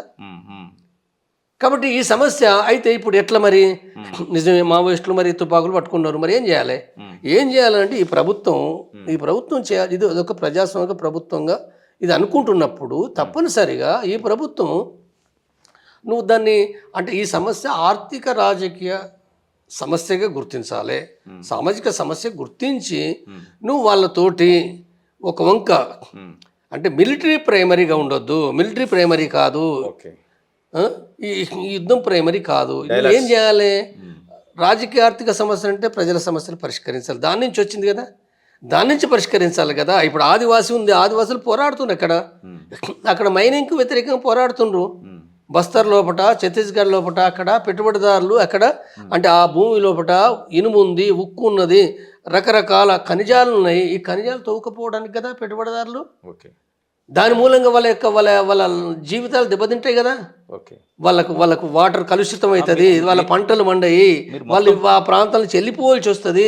మరి వాళ్ళు పోరాడతారు కదా. మీరు మొత్తం ప్రజల గురించే చెప్తున్నారు. అవును, ఏ ప్రజల గురించి అయితే చెప్తున్నారు ఆ ప్రజల విశ్వాసం పూర్తిగా తగ్గిపోవట్లేదు లెఫ్ట్ పార్టీల పైన. సిపిఎం, ఎంఎల్ పార్టీ మొత్తం కూడా డౌన్ ఫాల్ అయిపోయింది. నేను చెప్తున్నాను. దీనికంటే ముందు నేను చెప్పేది అంటే ఈ ప్రభుత్వానికి ఏదైతే కేంద్ర ప్రభుత్వం బీజేపీ ప్రభుత్వం ఉందో ఈ ప్రభుత్వం అనేది నిర్మూలన భాష అనేది కాదు, నిర్మూలన అనేది సరైనది కాదు. ఆ పార్టీతోటి రాజకీయ చర్చలకు ఆహ్వానించండి, సీజ్ ఫైర్ చెప్పండి, సీజ్ ఫైర్ కాల్పుల విరమణ ప్రకటించండి, చర్చించి వాళ్ళు అంటే ఒక పార్టీగా అంటే ఏదైతే ఇప్పుడు చట్టబద్ధం అని చెప్తుండ్రో, ప్రజాస్వామ్యం అని చెప్తుండ్రో వాళ్ళని ఆహ్వానించండి. మీరు తుపాకులు అక్కడ కింద పెట్టేసి సీజ్ ఫైర్ చేసి ఆ తర్వాత మీరు ఒక పార్టీ ఏర్పడండి. మీరు ఈ రకంగా మీరు చేయాలని మీరు పిలిపివ్వండి. కేంద్ర ప్రభుత్వం పిలిపించే ద్వారా జరుగుతుంది కదా. అంటే నేను చెప్పటం లేదు, ప్రభుత్వం చేసినప్పుడు చర్చలు కూడా జరిగినాయి. చర్చలు రాజశేఖర రెడ్డి పీరియడ్లో జరిగింది, అది ఫెయిల్ అయినాయి. విత్ 6 నెలల లోపల ఫెయిల్ అయినాయి. ఇప్పుడు సాధ్యమైతాయా కాదన్నది ఏందో, ఇప్పుడు ఒకసారి ఫెయిల్ అయితే ఎప్పటికి ఫెయిల్ అవుతాయా? ప్రపంచంలో చర్చలు జరగటం లేదా వివిధ పార్టీల మధ్యన? అసలు ఇవాళ నిన్న ఏది మన ఉక్రెయిన్ లోపల రష్యా యుద్ధం జరుగుతున్నది, 3 సంవత్సరాలు దాటుతుంది. మరి ఇప్పుడు నిన్నేం జరిగింది? అమెరికా అధ్యక్షుడు ట్రంప్, రష్యా అధ్యక్షుడు పుతిన్, అంటే వీళ్ళు వాస్తవంగా ఉక్రెయిన్ అధ్యక్షుడు లేడు, ఉక్రెయిన్ అధ్యక్షుడు కూడా పిలుస్తారట. కానీ చర్చలు జరిపితే దానికి అంతం పలకాలి కదా. ఓకే, అంటే పుతిన్ కూడా మాట్లాడాడు, ఉక్రెయిన్ ఏంటంటే 4 రోజుల దాన్ని ఖతం చేసి పడేస్తా అన్నాడు. దేశాల మధ్యన సమస్యకి చర్చలు అవుతుంటే అంటే మన భారత ప్రధానమంత్రి మోడీ మాట్లాడండి. మొన్న అమెరికా పోయి ఏం మాట్లాడంటే ఈ యుగము, ఈ కాలము యుద్ధము కాదు, యుద్ధం ద్వారా దేనిని పరిష్కరించలేము, చర్చలు అన్నాడు. రైట్, కరెక్ట్, నువ్వు మాట్లాడినావు. మరి ఇప్పుడు ఇది కూడా అంతే కదా. అంటే వాళ్ళు అక్కడ మాత్రమే మాట్లాడి ఇక్కడ వర్తించదా? ఓకే, నేనేమంటున్నానంటే మోడీ ఒక రాజనీతిజ్ఞునిగా నువ్వు ఇక్కడ కూడా అదే చేయాలి. నువ్వు నిర్మూలించడం అని చెప్పి నువ్వు నిర్మూలిస్తే కొద్దిమంది చంపొచ్చు. చంపడం ద్వారా ఏం జరుగుతుంది? బీజేపీ పార్టీ పైన వ్యతిరేకత పెరుగుతుంది కదా దేశవ్యాప్తంగా. అంటే ఇప్పుడు అది 2 ప్రజాస్వామ్య దేశాల మధ్య చర్చలు, ఇది ఎక్స్ట్రీమిస్టులు కదా, తీవ్రవాదులు అనేది కదా, తీవ్రవాదులతో ఏం చర్చలు పెడతాం అనేది కదా. ఇప్పుడు రాజ్యాంగమే చెప్పింది. దీనికంటే ముందు నేను ఇంతకుముందే చెప్పిన కదా, ఎక్స్ట్రీమిస్టులు కానీ ఎవరైనా కానీ ఇప్పుడు ఎక్స్ట్రీమిస్టులతోటి ఇప్పుడు మరి గతంలో పూట కాశ్మీర్ తీవ్రవాదులు వాళ్ళు ఎంతకంటే ఎక్స్ట్రీమిస్టులు కదా. వాళ్ళే కాదు మరి అస్సాం లోపల వాళ్ళతోటి, మణిపూర్ లోపల, మిజోరాం లోపల చర్చలు చేశారు కదా, నాగాలాండ్ వాళ్ళతో చర్చలు చేశారు కదా, బీజేపీ ప్రభుత్వం కూడా చర్చించింది కదా. చర్చించడమే కాదు, నేను మళ్ళీ గుర్తు చేసిందంటే ఇప్పుడు కేంద్ర మంత్రి అమిత్ షా సైతం 1 year కూడా కాలే ఛత్తీస్గఢ్ లోపల బీజేపీ ప్రభుత్వం ఏర్పడింది. కాంగ్రెస్ ప్రభుత్వం పోయి బీజేపీ ప్రభుత్వం వచ్చిన తర్వాత వాళ్ళు చర్చలకు పిలిపించారు. వాళ్ళు బీజేపీ ముఖ్యమంత్రి మావోయిస్టులు మీరు చర్చలకు రండి, మీరు ఎక్కడి నుంచైనా మాట్లాడండి, ఫోన్లోనైనా మాట్లాడండి అనే మాట కూడా మాట్లాడండి, స్వయంగా మాట్లాడండి. అమిత్ షా రాయ్పూర్కి వచ్చి కూడా మాట్లాడాడు. అయితే అదే సందర్భంలో ఒకటి ఏంటంటే అక్కడ ప్రజల్ని చంపడం, మావోయిస్టులను చంపడం కూడా జరిగిపోయిన నేపథ్యం ఒకటి ఉంది. ఒక ఎన్కౌంటర్లు జరిగినాయి, హత్యలు జరిగినాయి, మరొక ఆ పిలుపు వచ్చింది. మావోయిస్టులు కొద్దిగా లేట్ చేసి వాళ్ళు ఇచ్చింది ఏంటంటే మీరు చంపుకుంటూ చర్చలు ఏంటి అని వాళ్ళు మాట్లాడారు. ఇక నెక్స్ట్ అడ్వాన్స్ కాలే. కాబట్టి ఇప్పుడు అందుకోసం నేనేం చెప్తున్నానంటే మీరు సీజ్ ఫైర్ ప్రకటించండి. ఇరుపక్షాలు, ప్రభుత్వమే కదా, ఇరుపక్షాలు ప్రకటించాలి. చర్చలకు ఆహ్వానించండి. చర్చలకు ఆహ్వానిస్తే ఏంటంటే ఇప్పుడు ఒక పౌర సమాజం ఉంది కదా, ప్రజాస్వామిక వాదులు ఉన్నారు కదా, ఇవన్నీ విషయాలు మాట్లాడతారు కదా. కాబట్టి దీనిని ఏదో నెలకు 2 నెలలకు ముగించుడు కాకుండా ఒక బాధ్యతతోటి ఏంటంటే దాన్ని ప్రభుత్వం కొనసాగించాలనేది నా విజ్ఞప్తి. ఓకే. బీజేపీ ప్రభుత్వం నిర్మూలన అనేది ఏందో ఇది పరిష్కారం కాదు. మొత్తం నిర్మూలన కూడా నేను అనేది ఏంటంటే కొంతమంది చంపొచ్చు కాక ఎందుకంటే రాజ్యం పెద్దది, ఆయుధాలు ఉన్నాయి, డ్రోన్స్ ఉన్నాయి, ఇవన్నీ ఉన్నాయి, పెద్దదే. కానీ అయినంత మాత్రాన్నే మొత్తంగా గెరిల్లాలు ఏమీ లేకుండా నక్సలిజం మావోయిజం ఏం లేకుండా నిర్మూలిస్తాం అనేది కూడా ఏంటంటే అది జరగదు. అది చరిత్ర దానికి వ్యతిరేకంగా ఉన్నది. ఓకే. మొత్తంగా నిర్మూలించలేదు. ఎందుకంటే కొంతమంది చనిపోతారు, మళ్ళీ పుడతారు, మళ్ళీ పెరుగుతారు, మళ్ళీ విస్తరిస్తారు, ఇవన్నీ ఉంటుంది కదా. ఓకే. ఇది చరిత్ర సత్యం అది. ఓకే. కాబట్టి ఒక ప్రజాస్వామ్య పద్ధతిలో పట్ల దాన్ని చేయాలి. ఇవన్నీ చేస్తే ఏంటంటే అది ఉపయోగపడుతుంది, దేశానికి ఉపయోగపడుతుంది, ప్రజలు కోరుకునేది అది. ఓకే. ఇంకోటి గద్దరు పద్మశ్రీ అవార్డు పైన పెద్ద ఎత్తున చర్చ నడుతుంది 1 month నుంచి. అంటే తెలంగాణ ప్రభుత్వం గద్దర్కి పద్మశ్రీ ఇవ్వాలి అని చెప్పి కేంద్ర ప్రభుత్వానికి ప్రపోజల్ పంపింది, కానీ రిజెక్ట్ చేశారు. దానిపైన కేంద్ర హోంశాఖ సహాయ మంత్రి బండి సంజయ్ చాలా సంచలనమైన కామెంట్ చేశారు. గద్దర్కి ఎట్లా ఇస్తారో, అసలు ఎట్లా ప్రపోజ్ చేస్తారో, రాజ్యానికి వ్యతిరేకంగా పోరాటం చేసి అనేక మంది చంపడానికి కారణమైందని ఎట్లా చూస్తారు? ఇది పద్మశ్రీ దానికి రాజ్యానికి వ్యతిరేకంగా పోరాటం చంపిండు కాబట్టి మీరు ఇందాక అన్నారు, వీళ్ళు చంపేది కూడా అదే కదా, రాజ్యం చంపినా చంపడం అంటారు కదా. ఇది అంటే తను మాట్లాడేదానికి, బండి సంజయ్ మాట్లాడేదానికి ఈ సమాజంలో అందరూ వ్యతిరేకించారు, పూర్తిగా వ్యతిరేకించారు. బీజేపీ వాళ్ళే దానికి సపోర్ట్ లేదు, ఒకరిద్దరు తప్ప బీజేపీ పార్టీ కూడా సపోర్ట్ లేదు. తర్వాత ఇప్పుడు పద్మశ్రీ అవార్డు పట్ల నా అభిప్రాయం వేరు. మొదటగా నేను చెప్పేది ఏంటంటే పద్మశ్రీ అవార్డు అనేది కమ్యూనిస్టులు, విప్లవకారులు ఎవ్వరు కూడా పద్మశ్రీని కోరుకోరు, బిరుదులను కోరుకోరు, అవార్డులను కోరుకోరు. ఎందుకు కోరుకోరు అని అంటే ఈ రాజ్యం అంటేనే బూర్జువా రాజ్యం. ఈ బూర్జువా రాజ్యం ఎవరికి ఇస్తుంది అవార్డులు అని అంటే మొదటగా ఈ రాజ్యానికి అనుకూలంగా ఉండే వాళ్ళకు, ఈ వ్యవస్థకు అనుకూలంగా ఉండే వారికి మాత్రమే ఇస్తుంది ఫస్ట్. ఇది రాజ్యానికి వ్యతిరేకంగా కొత్త వ్యవస్థ కావాలనుకునే వాళ్ళకి ఇవ్వది. కమ్యూనిస్టులకు అసలే ఇవ్వదు. ఎందుకంటే కమ్యూనిస్టులు అంటే నూతన సమాజం కావాలని కోరుకునే వాళ్ళు కదా, ఇవ్వది. కాబట్టి ఎవరికి ఇస్తుంది ఇది? ఇక్కడ బూర్జువా రాజ్యాన్ని సపోర్టర్స్ ఫస్ట్ ఇస్తుంది. తర్వాత కమ్యూనిస్టులు కీర్తి కిరీటాలు డబ్బులకు అమ్ముడుపోరు, డబ్బుల కోసం ప్రాధేయపడరు, అసలు వాటి పక్కకు పడేస్తారు. ఏనాడు కూడా వాటిని లెక్కలోకి తీసుకోరు. వాళ్ళకేంటిది, వాళ్ళకి ఏముంటుంది అని అంటే ప్రజల కోసం పనిచేసేవాళ్ళు, ప్రజల అభిమానం కోసం పనిచేసేవాళ్ళు. కాబట్టి ఎందుకుంటుంది గద్దరు, ఇప్పుడు ఎగ్జాంపుల్ గద్దరే కాదు, వరవర్రా కోసం అనేక మంది కవులు, కళాకారులు, గాయకులు అనేక మంది కూడా ఏంటంటే వాళ్ళు ఏ కీర్తి కిరీటాల అవార్డుల కోసం పనిచేయలేదు కదా. ఎంతోమంది ఉన్నారు, ఎంతోమంది కవులు, కళాకారులు ఉన్నారు. గద్దరు కూడా ఒక ముఖ్యుడే.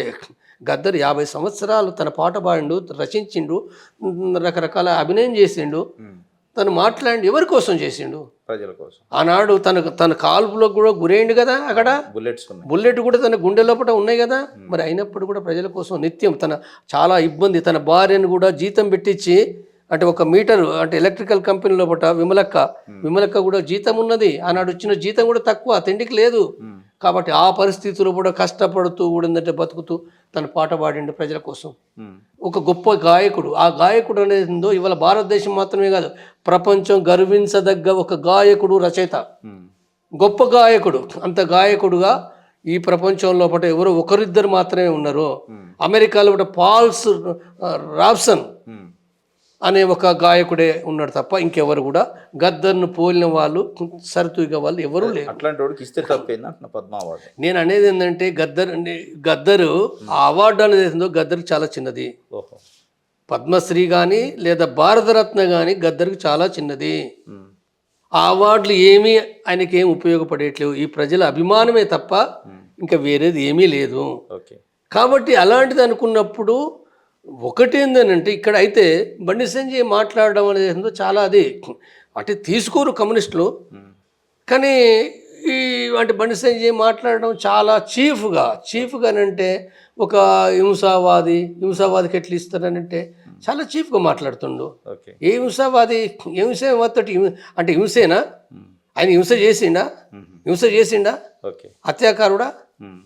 ఆయన పాట పాడిండు, రెచ్చగొట్టిండు కదా, తప్పు కదా. రెచ్చగొట్టడం అని అంటే సమాజంలో ఉన్న విషయాన్ని చెప్పిండు. యంత్రం ఎట్లా కదులుతుందని ఒక పాట పాడిండు, అంటే కార్మికులను మేల్కొల్పే పాట. మీరు శ్రమ చేస్తుండ్రు, శ్రమ దోపిడికి గురవుతుండ్రు, మీరు శ్రమ దోపిడి వ్యతిరేకం పోరాడండి అని అన్నాడు. తప్ప లేకపోతే ఊరు మనదిరా, పల్లె మనదిరా, ప్రతి పనికి మనవురా, దొర ఏంది, దొర పీకుడింది అన్నాడు. అంటే వాడు గట్టు మీద ఉండి వాడు వాడు వాడు మన తిడుతుండు. వాడు మనం కష్టపడుతున్నాం, మన తిండి మనకు రావటం లేదు, మన తిండి కోసం మనం పోరాడాలి తప్ప నీ హక్కుల కోసం పోరాడాలని చెప్పడం తప్పవుతుందా? ఓకే, ఏ రకంగా తప్పవుతుంది? ఆయన ఏం మాట్లాడిండు? పోరాడండి, సంఘటితంగా అండి అన్నాడు. తప్పే ఉండదు అందులో. ఓకే. కాబట్టి ఇది ఏదైతుందో అంటే బండి సంజయ్ అంటే గద్దర్ను ఒక అంతకునిగా చిత్రీకరించడం అనేది చాలా తప్పు అవగాహన. అది మార్చుకోవాలి. ఆల్రెడీ ఇప్పుడు బీజేపీ వాళ్ళు కూడా వెనుకకు తగ్గిండ్రు, అది కరెక్ట్ కాదు. జంపన్న ఇప్పుడున్న వ్యవస్థని నమ్ముతుండే, ఎన్నికల వ్యవస్థ, ఓట్లు ఎప్పుడు నోట్ వేసారా జంపన్న? నేను చెప్తున్నది ఏంటంటే, నేను పార్టీ లైన్ విభేదించి వచ్చినాను. నేను నా 35 years ఆ పార్టీ మావోయిస్టు పార్టీ లైన్ ప్రకారం నేను పనిచేసిన చివరి వరకు. కానీ ఆ తర్వాత నేను అర్థం చేసుకున్నది, ఆ పార్టీలో ఉన్నప్పుడే నేను అర్థం చేసుకున్నది, ఇవాళ ఈ వ్యవస్థ ఇది భూస్వామ్య వ్యవస్థ కాదు. ఓకే, ఒకనాడు భూస్వామ్య వ్యవస్థ ఉన్నది, అర్ధ భూస్వామ్య వ్యవస్థ ఉంది. ఆ అర్ధ భూస్వామ్య వ్యవస్థ ఉన్నప్పుడే పెట్టుబడిదారి విధానం పెరుగుతూ వచ్చింది, అది బలపడుతూ వచ్చింది. ఏనాడో బలపడే క్రమం లోపల ఒకనాడు తెలంగాణ సాయుధ పోరాటం అయితే, ఆ తర్వాత నక్సల్బరీ, శ్రీకాకుళ రైతాంగ పోరాటాలు, ప్రత్యేకించి పీపుల్స్ వార్ లేదా మావోయిస్టు పార్టీ నాయకత్వం కింద అనేక ప్రాంతం లోపల జరిగిన భూస్వామ్య వ్యతిరేక పోరాటాలు లేదా నక్సలైట్లు చేసిన భూస్వామ్య వ్యతిరేక పోరాటాల ఫలితంగా భూస్వాములు పట్టణాలు పట్టిండ్రు, భూస్వాములు పెట్టుబడిదారులుగా మారిండ్రు, భూస్వాములు పెట్టుబడిదారులుగా మారిండ్రు, క్యాపిటలిస్టులు. క్యాపిటలిస్ట్ అంటే ఏంటిది అంటే గతంలో భూమికి మాత్రమే వాళ్ళు బంధించబడి అంటే దొరతనం అక్కడ మాత్రమే ఉండి కొనసాగిన కాదది, స్ప్రెడ్ అయ్యిండ్రు. అంటే ఇతర అనేక రంగాల లోపటికి అంటే ఒక పెట్టుబడిదారి రంగం లోపల ఒక రైస్ మిల్ పెట్టుకోవడం కావచ్చు, పట్టణంలో పెద్ద రైస్ మిల్ పెట్టడం కావచ్చు, ఒక సినిమా థియేటర్ పెట్టడం కావచ్చు, లేదా ఇతర వాహనాలు నడపడం కావచ్చు, లేదా ఇక్కడికి వచ్చేవారికి ఏంటంటే ఇప్పుడు అనేక కంపెనీలను పెట్టడం కావచ్చు, ఏవైతే ఒక పెట్టుబడిదారి వర్గంగా మారిపోయారు. కాబట్టి మారిపోయినప్పుడు ఏంటిది అదేమవుతుందంటే వాళ్ళ యొక్క దోపిడీ అనేది ఉందో భూమిపైన దోపిడీ కంటే, భూమి 50 ఎకరాలు 100 ఎకరాలు ఉండొచ్చు, కానీ ఒకనాడున్న కౌలు సిస్టమ్, ఒకనాడు అంటే ఒక కౌలు రైతు అంటే ఆ కౌలు రైతు ఏమీ లేకుండా ఆ భూస్వామి దగ్గర ఒక బానిసగా అంటే దాంట్లో పని చేయాలి, తన భార్య చేయాలి, తన కొడుకు చేయాలి, తన కొడుకు మళ్ళీ మనవడు చేయాలి, బంధించబడి ఉంటాడు భూస్వామికి. వెట్టి చాకరీ చేస్తాడు. ఆ వెట్టి చాకరీ చేసే కౌలు రైతు తను ఏమనుకుంటున్నాడంటే తరతరాల నుంచి నేను ఈ భూమిని చేస్తున్నది నేను, నా కుటుంబం చేస్తున్నా, కానీ వాడు భూస్వామి వాడు మంచిగా తెగబలిసిపోతుండు, వాడు గద్ద మీద కూర్చుండి ఏంటంటే వాడు ఏలుతుండు. కాబట్టి ఆ భూస్వామి ఆ భూమి నాది, 100 ఏళ్ళ కాంచి 200 ఏళ్ళ కాంచి నా తాత తాత తాత ఆ భూమి దున్నిండు, కాబట్టి ఈ భూమి నాది, ఈ భూమి నాది కాబట్టి ఖచ్చితంగానే పోరాడతా. పోరాడతా? నాకు హక్కులు లేవు కాబట్టి, అంటే సంఘం పెట్టుకునే హక్కు లేదు, భూస్వామి ఇక్కడ గుండాలున్నారు, పోలీసులు ఉన్నారు, కాబట్టి నా దగ్గర కూడా తుపాకీ కావాలి, నా దగ్గర కూడా తుపాకీ కావాలి, తుపాకీ ఉంటేనే నేను కూడా పోరాడతా. నేను ఒక్కనే కాదు, నాలాంటి కౌలు రైతులందరూ కూడా సైన్యం ఏర్పడాలి. ఇది కదా అంటే చైనా లోపల అయింది ఇదే కదా. చైనా లోపల అయిన పద్ధతి లోపల ఇక్కడ నక్సలైట్లు అది చేశారు. అంటే ఇక్కడ కూడా భారతదేశం లోపల చైనా లాగా ఉంది కాబట్టి చేయాలని చేసారు. చేసినప్పుడు ఏంటంటే కొంతవరకు ఉంది. చైనా లాగా ఆనాడు కూడా ఇట్లా లేదు, కొంతవరకు ఉంది. కాబట్టి ఆ కొంతవరకు కొంతమంది వచ్చారు. ఓటు వేయలేదు మీరు? చెప్తా నేను, నీ ఓటుకు సంబంధించి చెప్తా నేను. కాబట్టి ఆనాడు ఉన్నది ఏదైతుందో ఆ వ్యవస్థ అనేది ఏదైతుందో ఇవాళ అది లేదు కాబట్టి ఇప్పుడు ఎంతమంది పోతున్నారు మావోయిస్టు పార్టీలకు, సైన్యం లోపలికి పోతుండ్రా? లేదు, పోవటం లేదు. అడవిలో ఆదివాసీలు పోతున్నారు, కొంతమంది పోతున్నారు, కానీ ఎవ్వరు కూడా మైదాన ప్రాంతాల నుంచి ఈ రైతులు కూలీలు ఎవ్వరు పోయి తుపాకులు పడతలేరు, ఎర్ర సైన్యంలో కూడా పోతలేరు. కాబట్టి నేనేం చెప్పినంటే ఇది కాదు, ఇది జరగది. మనం చనిపోతాం, పోరాడతాం, చంపడం చనిపోవడం ఇవన్నీ ఉంటాయి. కానీ అందుకోసం ఈ వ్యవస్థ మారింది, ఇది పెట్టుబడిదారు వ్యవస్థ. ఈ పెట్టుబడిదారు వ్యవస్థ లోపల ఏంటంటే మనం ఇవాళ చట్టబద్ధంగా కూడా ప్రజలను ఆర్గనైజ్ చేయాలి. చట్టబద్ధంగా నేను చెప్పేది చట్టబద్ధంగా ప్రజల్ని సంఘటితపరచాలి. దీంట్లో ఇప్పుడు మీరు అన్నారు ఓటు హక్కు అనేది, అవును, ఓటు హక్కు అనేది ఏందో, ఓట్లు అనేది ఏందో ఇలా ఓటు ప్రజలు వేస్తున్నారు, సాధారణ ప్రజలు. కానీ ఓట్లు పొందేది ఎవరు పొందుతున్నారు? ఓకే, పెట్టుబడిదారులు. బలిసినోళ్ళు పెట్టుబడిదారులు ఒక్క ఎమ్మెల్యేగా పోటీ చేయాలనంటే నువ్వు అక్కడ 50 కోట్ల నుంచి పైగా ఖర్చు పెట్టాలి. 50 కోట్ల పైగా ఖర్చు పెట్టాలి.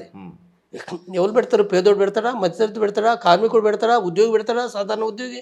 వీళ్ళు ఎవరు పెట్టలేరు కదా. కానీ అయినా నేనేమంటున్నానంటే కమ్యూనిస్ట్ పార్టీ పాల్గొని తీరాలి. ఎలక్షన్ కమ్యూనిస్ట్ పాల్గొని తీరడమే తప్పనిసరిగా. పాల్గొనడం అంటే ఏంటిది? పోటీ చేయాలంటాను నేను. వీళ్ళకి ఓటేయాలని చెప్పడం లేదు నేను. ఈ బలిసినోళ్ళకు ఓటేయాలని నేను చెప్పను. నేను బలిసినోళ్ళకు, సంపన్నులకు, పెట్టుబడిదారులకు న్యూ డెమోక్రసీ రావాలంట నేను చెప్తున్నా. న్యూ డెమోక్రసీ కాదు, నేను చెప్పేది ఏందో శ్రామిక వర్గ రాజ్యం, శ్రమజీవుల రాజ్యం కావాలి. శ్రమజీవుల రాజ్యం కావాలంటే అది సోషలిజమే తప్ప మరొకటి ఏమీ లేదు. కాబట్టి ఇది రావాలనంటే వీళ్ళందరినీ సంఘటితపరచాలి చట్టబద్ధంగా. తర్వాత మన శక్తి ఎంతనన్నా ఉండని, మన 10 మంది ఉండని, 20 మంది ఉండని, ఒక నియోజకవర్గంలో తప్పనిసరిగా పోటీ చేయాలి. మనం తప్పనిసరిగా పోటీ చేయాలి, ప్రచారం చేసుకోవాలి. ఓడిపోవచ్చు కాక, ఓడిపోయినప్పటికీ కూడా మనం ఓడిపోయినప్పటికీ క్రమక్రమంగా అది మనం అదైతాం. అంటే ఇది రాగానే మన రాజ్యం వస్తుందని కాదు, కానీ తప్పనిసరిగా మనం ఎన్నికల్లో నిలబడాలి, పోటీ చేయాలి. కానీ మన ఓటు మాత్రం ఎవరికి వేయాలి? శ్రామిక వర్గాలకు వేయాలి. శ్రామిక వర్గ భావజాలం ఉన్న సంస్థలకు వేయాలి. శ్రామిక వర్గ భావజాలం ఉన్న సంస్థలకు అంటే కమ్యూనిస్ట్ పార్టీలు లేదా కొన్ని ప్రజాస్వామిక సంస్థలున్నాయి. ప్రజాస్వామిక సంస్థలు, ప్రజాస్వామిక అంటే ఇప్పుడు BJP, Congress, BRS, Telugu Desam, YCP ఇవి కావు. ఇవి కాకుండా కొంతమంది ప్రజాస్వామిక సంస్థలు ఎవరైతే పెట్టుకున్నారో, అంటే ఒకనాడు కోదండరాం పార్టీ అనుకో, ఇప్పుడు ఇవాళ ఎట్లా మారిండో తర్వాత విషయం, కానీ ఒకనాడు కోదండరాం పార్టీ అంటే నేను ఉదాహరణకు చెప్తున్నా. గతంలో ఒకట లేదా అంబేద్కరిస్ట్ పేరుతోటి ఉన్న పార్టీలు కూడా ఉన్నాయి. ఇవన్నీ ప్రజాస్వామిక సంస్థలు. కాబట్టి వీళ్ళకి ఏంటంటే వీళ్ళకి సపోర్ట్ చేయండి. వీళ్ళు గెలవకున్నా సపోర్ట్ చేయాలి. మీరు ఆ వర్షంలో వివేదించి వచ్చారా బయట? అవును.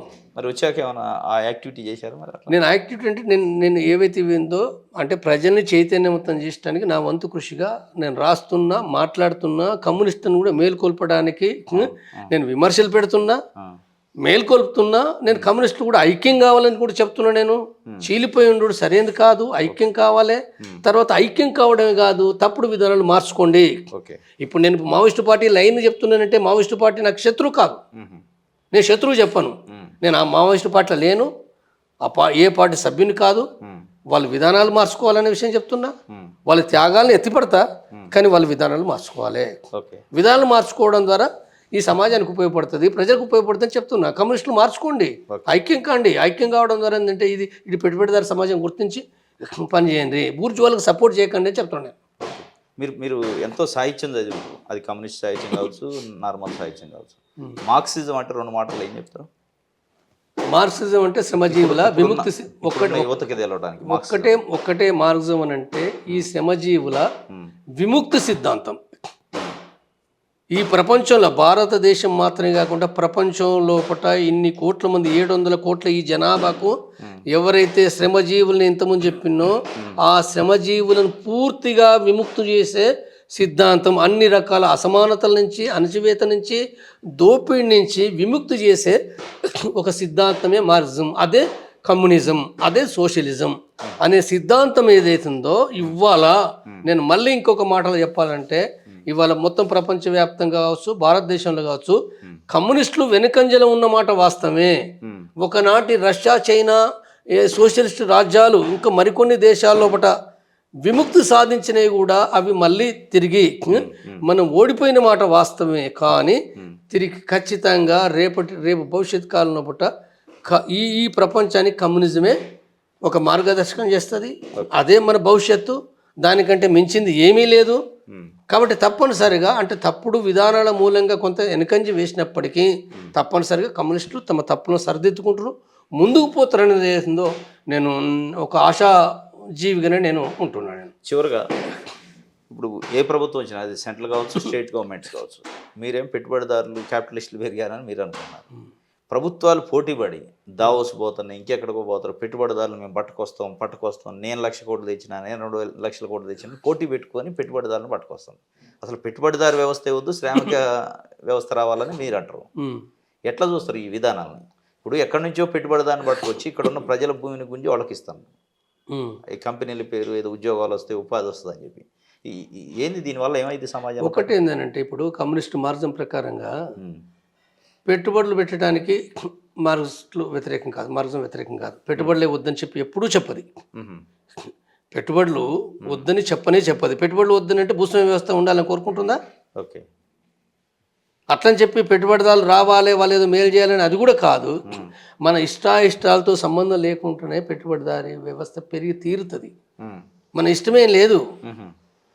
భూస్వాములకు వ్యతిరేక పోరాటం జరిగింది. వచ్చి ఇక్కడ తంతెపై పరుపులో పడ్డట్టుగా పంజరైల్స్లో పడ్డారు. వాళ్ళు పెట్టుబడిదారు అంటే దాన్ని అక్కడ భూస్వాములను పట్టుకొని ఉంటే లాభం లేదు. వాస్తవంగా చెప్పాలంటే భూస్వాములకు ఇప్పుడు ఇవ్వాలి కూడా చూడు, భూములకు రేట్లు పెరిగినాయి, ఇవాళ రేట్లు పెరిగినాయి, కానీ ఆ పంట ఏంటి దానిలో వాళ్ళకి ఉన్నదా? ఏమీ లేదు, దానికి ఏ విలువ లేదు. కాబట్టి ఏం చేస్తున్నావు? వ్యాపారం పైన కదా, పెట్టుబడిదారి విస్తరణ పైన ఆధారపడ్డారు కాబట్టి అది జరిగి తీరుతుంది. మన ఇష్టాలు ఏమీ లేవు. అయితే ఇప్పుడు ఇలా భారతదేశంలో ఒక నిరుద్యోగం అనేది ఎంతో పెరిగిపోతున్నది, రోజు రోజుకు పెరుగుతుంది. కాంగ్రెస్ గవర్నమెంట్ నుంచి ఉంది, బీజేపీ గవర్నమెంట్ నుంచి ఉన్నది, ఎక్కడైనా కేసీఆర్ గవర్నమెంట్ ఉంది, ఇప్పుడు రేవంత్ రెడ్డి గవర్నమెంట్ ఉంది. నిరుద్యోగ సమస్యను ఎవడు పరిష్కరించలేడు. ఎందుకు పరిష్కరించలేడు? పరిష్కరిస్తే ఏంటంటే అది పెట్టుబడిదారి ప్రభుత్వమే కాదు. అది నిరుద్యోగ సమస్యను పరిష్కరిస్తే పెట్టుబడిదారి ప్రభుత్వమే కాదు. నిరుద్యోగులు ఎంత ఎక్కువ ఉంటే అంత మంచిది వాళ్ళకు. అంతేనా? ఎంత ఎక్కువ ఉంటే అంత మంచిది. ఎందుకు అని అంటే నీకు చీఫ్ లేబర్ దొరుకుతుంది కదా. ఓకే, చీఫ్ 10,000 రూపాయలకు కదా. ఇప్పుడు 10,000 రూపాయలకు బొచ్చెడు మంది ఉన్నారు, కట్టగట్టుకున్నారు. నీకు మరి నిరుద్యోగ సమస్య పరిష్కరిస్తే ఏంటంటే జీతాలు పెరుగుతాయి కదా. ఓకే, కాబట్టి అవి చేయది. అంటే అసంఘటిత కార్మికులను అనేక కోట్లాది మంది ఇప్పుడు ఎందుకున్నారు మరి? సంఘటిత రంగం లోపల 10 కోట్ల పైగా ఉంటే అసంఘటిత రంగం లోపల 40 కోట్ల పైగా ఉన్నారు కదా. కాబట్టి ఇది పరిష్కరించది. ఇది చెయ్యాలంటే చెయ్యొచ్చు, కానీ చెయ్యది. పెట్టుబడులను అవమానిస్తుంది. పెట్టుబడులు ఏంటంటే వీళ్ళు తిరుగుతారు. కేసీఆర్ తిరిగిండు, జగన్మోహన్ రెడ్డి తిరిగిండు, చంద్రబాబు తిరిగిండు, ఇప్పుడు రేవంత్ రెడ్డి తిరిగిండు. నువ్వు ఎన్ని తిరిగినా, ఎన్ని ఒప్పందాలు చేసుకున్నా, ఒప్పందాలు చాలా చేసుకోవచ్చు. ఒప్పందాలు ఏంటంటే ఇన్ని లక్షల కోట్లు అన్నట్టు అన్నీ పేపరే. ఎంఓయూలు అవుతాయి, ఒప్పందాలు అవుతాయి, కానీ దాని ద్వారా అది నిజంగా ఏమొస్తాయి? వస్తాయా? అవి రావు. కంపెనీల కోసం రైతుల దగ్గర భూమి గుంజుకుంటున్నారు. లగచర్లో చూశారు కదా. అవును, ఒక వంక ఆ లక్షల ఒప్పందాలు అయితే అమలు జరిగాయి. వాడు రాడు, జస్ట్ అట్లా మాట్లాడతారు. ఆ తర్వాత అనేకం చూసుకుంటాడు వాడు. ఇక్కడ లాభం ఉందా, ఆఫ్రికా ఖండం ఉందా, లాటిన్ అమెరికాలో ఉందా, ఎక్కడుందో వాడు అవన్నీ చూసుకుంటాడు కదా. డబ్బులు పెట్టాడు లాభం కోసం, వాడు లాభం కోసం చూసుకుంటాడు. నువ్వు ఇవన్నీ చూసుకుంటాడు. తర్వాత రెండవది వాడు వచ్చేది ఏంది? వానికి భూమి ఫ్రీ ఇవ్వాలి, వాటర్ ఫ్రీ ఇవ్వాలి, ఇంకేవో అన్ని ఫ్రీ ఇవ్వాలి, సదుపాయాలు కలుగజేయాలి. కలుగజేస్తే ఏంటిది? కలుగజేస్తే ప్రభుత్వాలు సాధారణంగా చెప్తున్నాయి, సాధారణంగా నిర్దిష్ట ఆరోపణలు వేరే.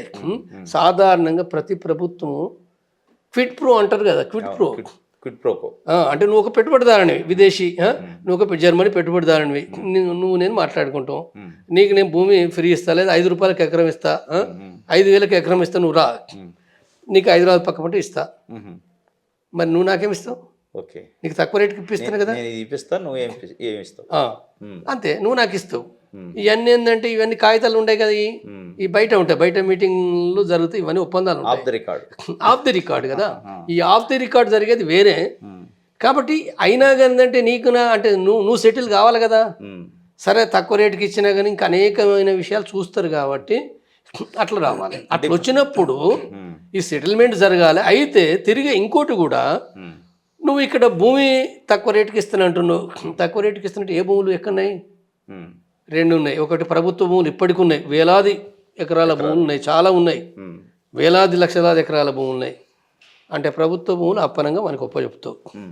రెండవది, అది సరిపోదు, అనుకున్న ప్రాంతంలో సరిపోదు. ఆ ప్రాంతంలో ఒకటి పెట్టాలంటే రైతులది కావాలి. రైతులది ఏంది? వాళ్ళకి ఇష్టం లేకపోయినా బలవంతంగా. వాస్తవంగా అంటే మార్కెట్ ఇవాళ రియల్ ఎస్టేట్ పెరిగిన దాని ప్రకారంగా వాళ్ళకి ఆ భూమి ఎకరము 30 లక్షలు వస్తుంది అనుకుంటే, ఉదాహరణకు 30 లక్షలు 40 లక్షలు వస్తుంది అనుకుంటే, అంటే ఏం చేస్తుంది గవర్నమెంట్? గవర్నమెంట్ రేటు ఉంటుంది కదా, దానికి డబుల్ ఇస్తారు. డబుల్ ఇస్తారంటే 10 లక్షలు కూడా రావు. 10 లక్షలు రావనంటే చుట్టుపక్కల 30 లక్షలకు 40 లక్షలకు పోతుంది అనుకున్నప్పుడు రైతులు నీకు 10 లక్షలకు ఇస్తారా? ఇయ్యరు కాబట్టి తిరుగుబాటు చేస్తారు వాళ్ళు. ఇయ్యం, నువ్వు ఎంతనో మాట్లాడమే ఇయ్యం, మాకు 40 లక్షలు ఇస్తేనే ఇస్తాం. అది కేసీఆర్ చేసినప్పుడు అదే జరిగింది, రేవంత్ రెడ్డి చేసినప్పుడు అదే జరిగింది. కాబట్టి నువ్వు చేయాలనుకుంటే నువ్వు ప్రాజెక్టులు ఎక్కడ పెట్టాలి, లేదా వాళ్ళ కంపెనీలు ఎక్కడ పెట్టాలి, దూరంగా పెట్టవచ్చు కదా. అడవి ప్రాంతాలు నల్లమల్ల పెట్టు, లేదా ఇంకో ప్రాంతాల్లో పెట్టు నువ్వు పెట్టుడు కూడా అంటే ప్రజల యొక్క జీవితాలను కూడా నువ్వు కాపాడాలి. అంటే కెమికల్ ఇండస్ట్రీస్ పెట్టి ప్రజల యొక్క వాళ్ళ తాగే నీరు కలుషితం కావడం, తిండి కలుషితం కావడం, వాళ్ళ ప్రాణాలు పోతాయి కదా, అది కూడా కాపాడాలి కదా. కాబట్టి ఇవన్నీ చేస్తూ నువ్వు చెయ్యాలి. వాస్తవంగా అంటే ఇది వస్తే, అంటే ఇప్పుడు ప్రభుత్వాలు ఏం చెప్తాయంటే ఇవి వస్తే ఇక నిరుద్యోగ సమస్య పరిష్కారం అవుతుంది, ఇదంతా ఉత్తదే. అంతేనా? వాళ్ళు ఎన్ని అసలు ఆ కంపెనీలు వీళ్ళు అనుకున్న ప్రకారంగా అవి రావు, ఫస్ట్ పాయింట్. తర్వాత కొన్ని వస్తే కూడా ఏంటంటే ఉద్యోగాలు ఎన్ని ఇస్తారు, వేలల్లో మహా అయితే లక్షలలో నిరుద్యోగులు ఉన్నారు, లక్షలల్లో కోట్లలో నిరుద్యోగులు ఉన్నారు. ఇప్పుడు మీరు అప్పట్లో యూత్గా ఉన్నప్పుడు 22-23 సంవత్సరాలకు అడవిలోకి పోయారు, యూజీలో ఒక 35 సంవత్సరాలు ఆ రోజున్న భూస్వామ్య వ్యవస్థ, ఆ రోజున్న వ్యవస్థకు అనుగుణంగా పోయారు. ఇప్పుడున్న వ్యవస్థ, ఇప్పుడున్న వర్గ పోరాటం ఏం చేయాలి, అసలు యువతకి ఏం సందేశం ఇస్తారు, చదువుకున్న యువతకి? నేను అంటే ఇప్పుడున్న సమాజ మార్పులను దృష్టిలో పెట్టుకున్నప్పుడు ఇది పెట్టుబడిదారు సమాజం. పెట్టుబడిదారు సమాజంలో అందరూ కూడా అనేకమైన ఇబ్బందులు ఎదుర్కొంటుండ్రు. ఆర్థికమైన, సామాజికమైన, అది కులపరంగా కావచ్చు, వర్గపరంగా కావచ్చు, విద్యార్థులు కావచ్చు, మేధావులు కావచ్చు, మహిళలు కావచ్చు. వీళ్ళు ఎవరైతే ఈ ఇబ్బందులు అణచివేతను ఎదుర్కొంటుండ్రో వీళ్ళందరూ తప్పనిసరిగా కూడా ఏంటంటే తాము ఏ రంగంలో ఉంటే ఆ రంగం లోపల తమ అణచివేతకు వ్యతిరేకంగా, తమ పైన జరుగుతున్న దోపిడీకి వ్యతిరేకంగా తాము సంఘటితపడాలి. సంఘటితపడి స్వతంత్రంగా, అంటే బూర్జువా పార్టీల వైపు కాకుండా స్వతంత్రంగా వీళ్ళు ఆర్గనైజ్ అవుతూ, అంటే శ్రామిక వర్గ రాజ్యాధికారం కోసం పోరాడాలి తప్పనిసరిగా. ఈ రకంగానే విముక్తి అయితే తప్ప ఇంకా ఏ రకం కాదు. కాబట్టి తప్పనిసరిగా ఇది ఆలోచించాలనే విషయాన్ని నేను ప్రజలకు పిలిపిస్తున్నాను. Thank you sir. ఇది ఈరోజు మాజీ మావోయిస్టు నేత, సెంట్రల్ కమిటీ మెంబర్ జంపన్న గారితో జరిగిన స్పెషల్ ఇంటర్వ్యూ. కలుద్దాం.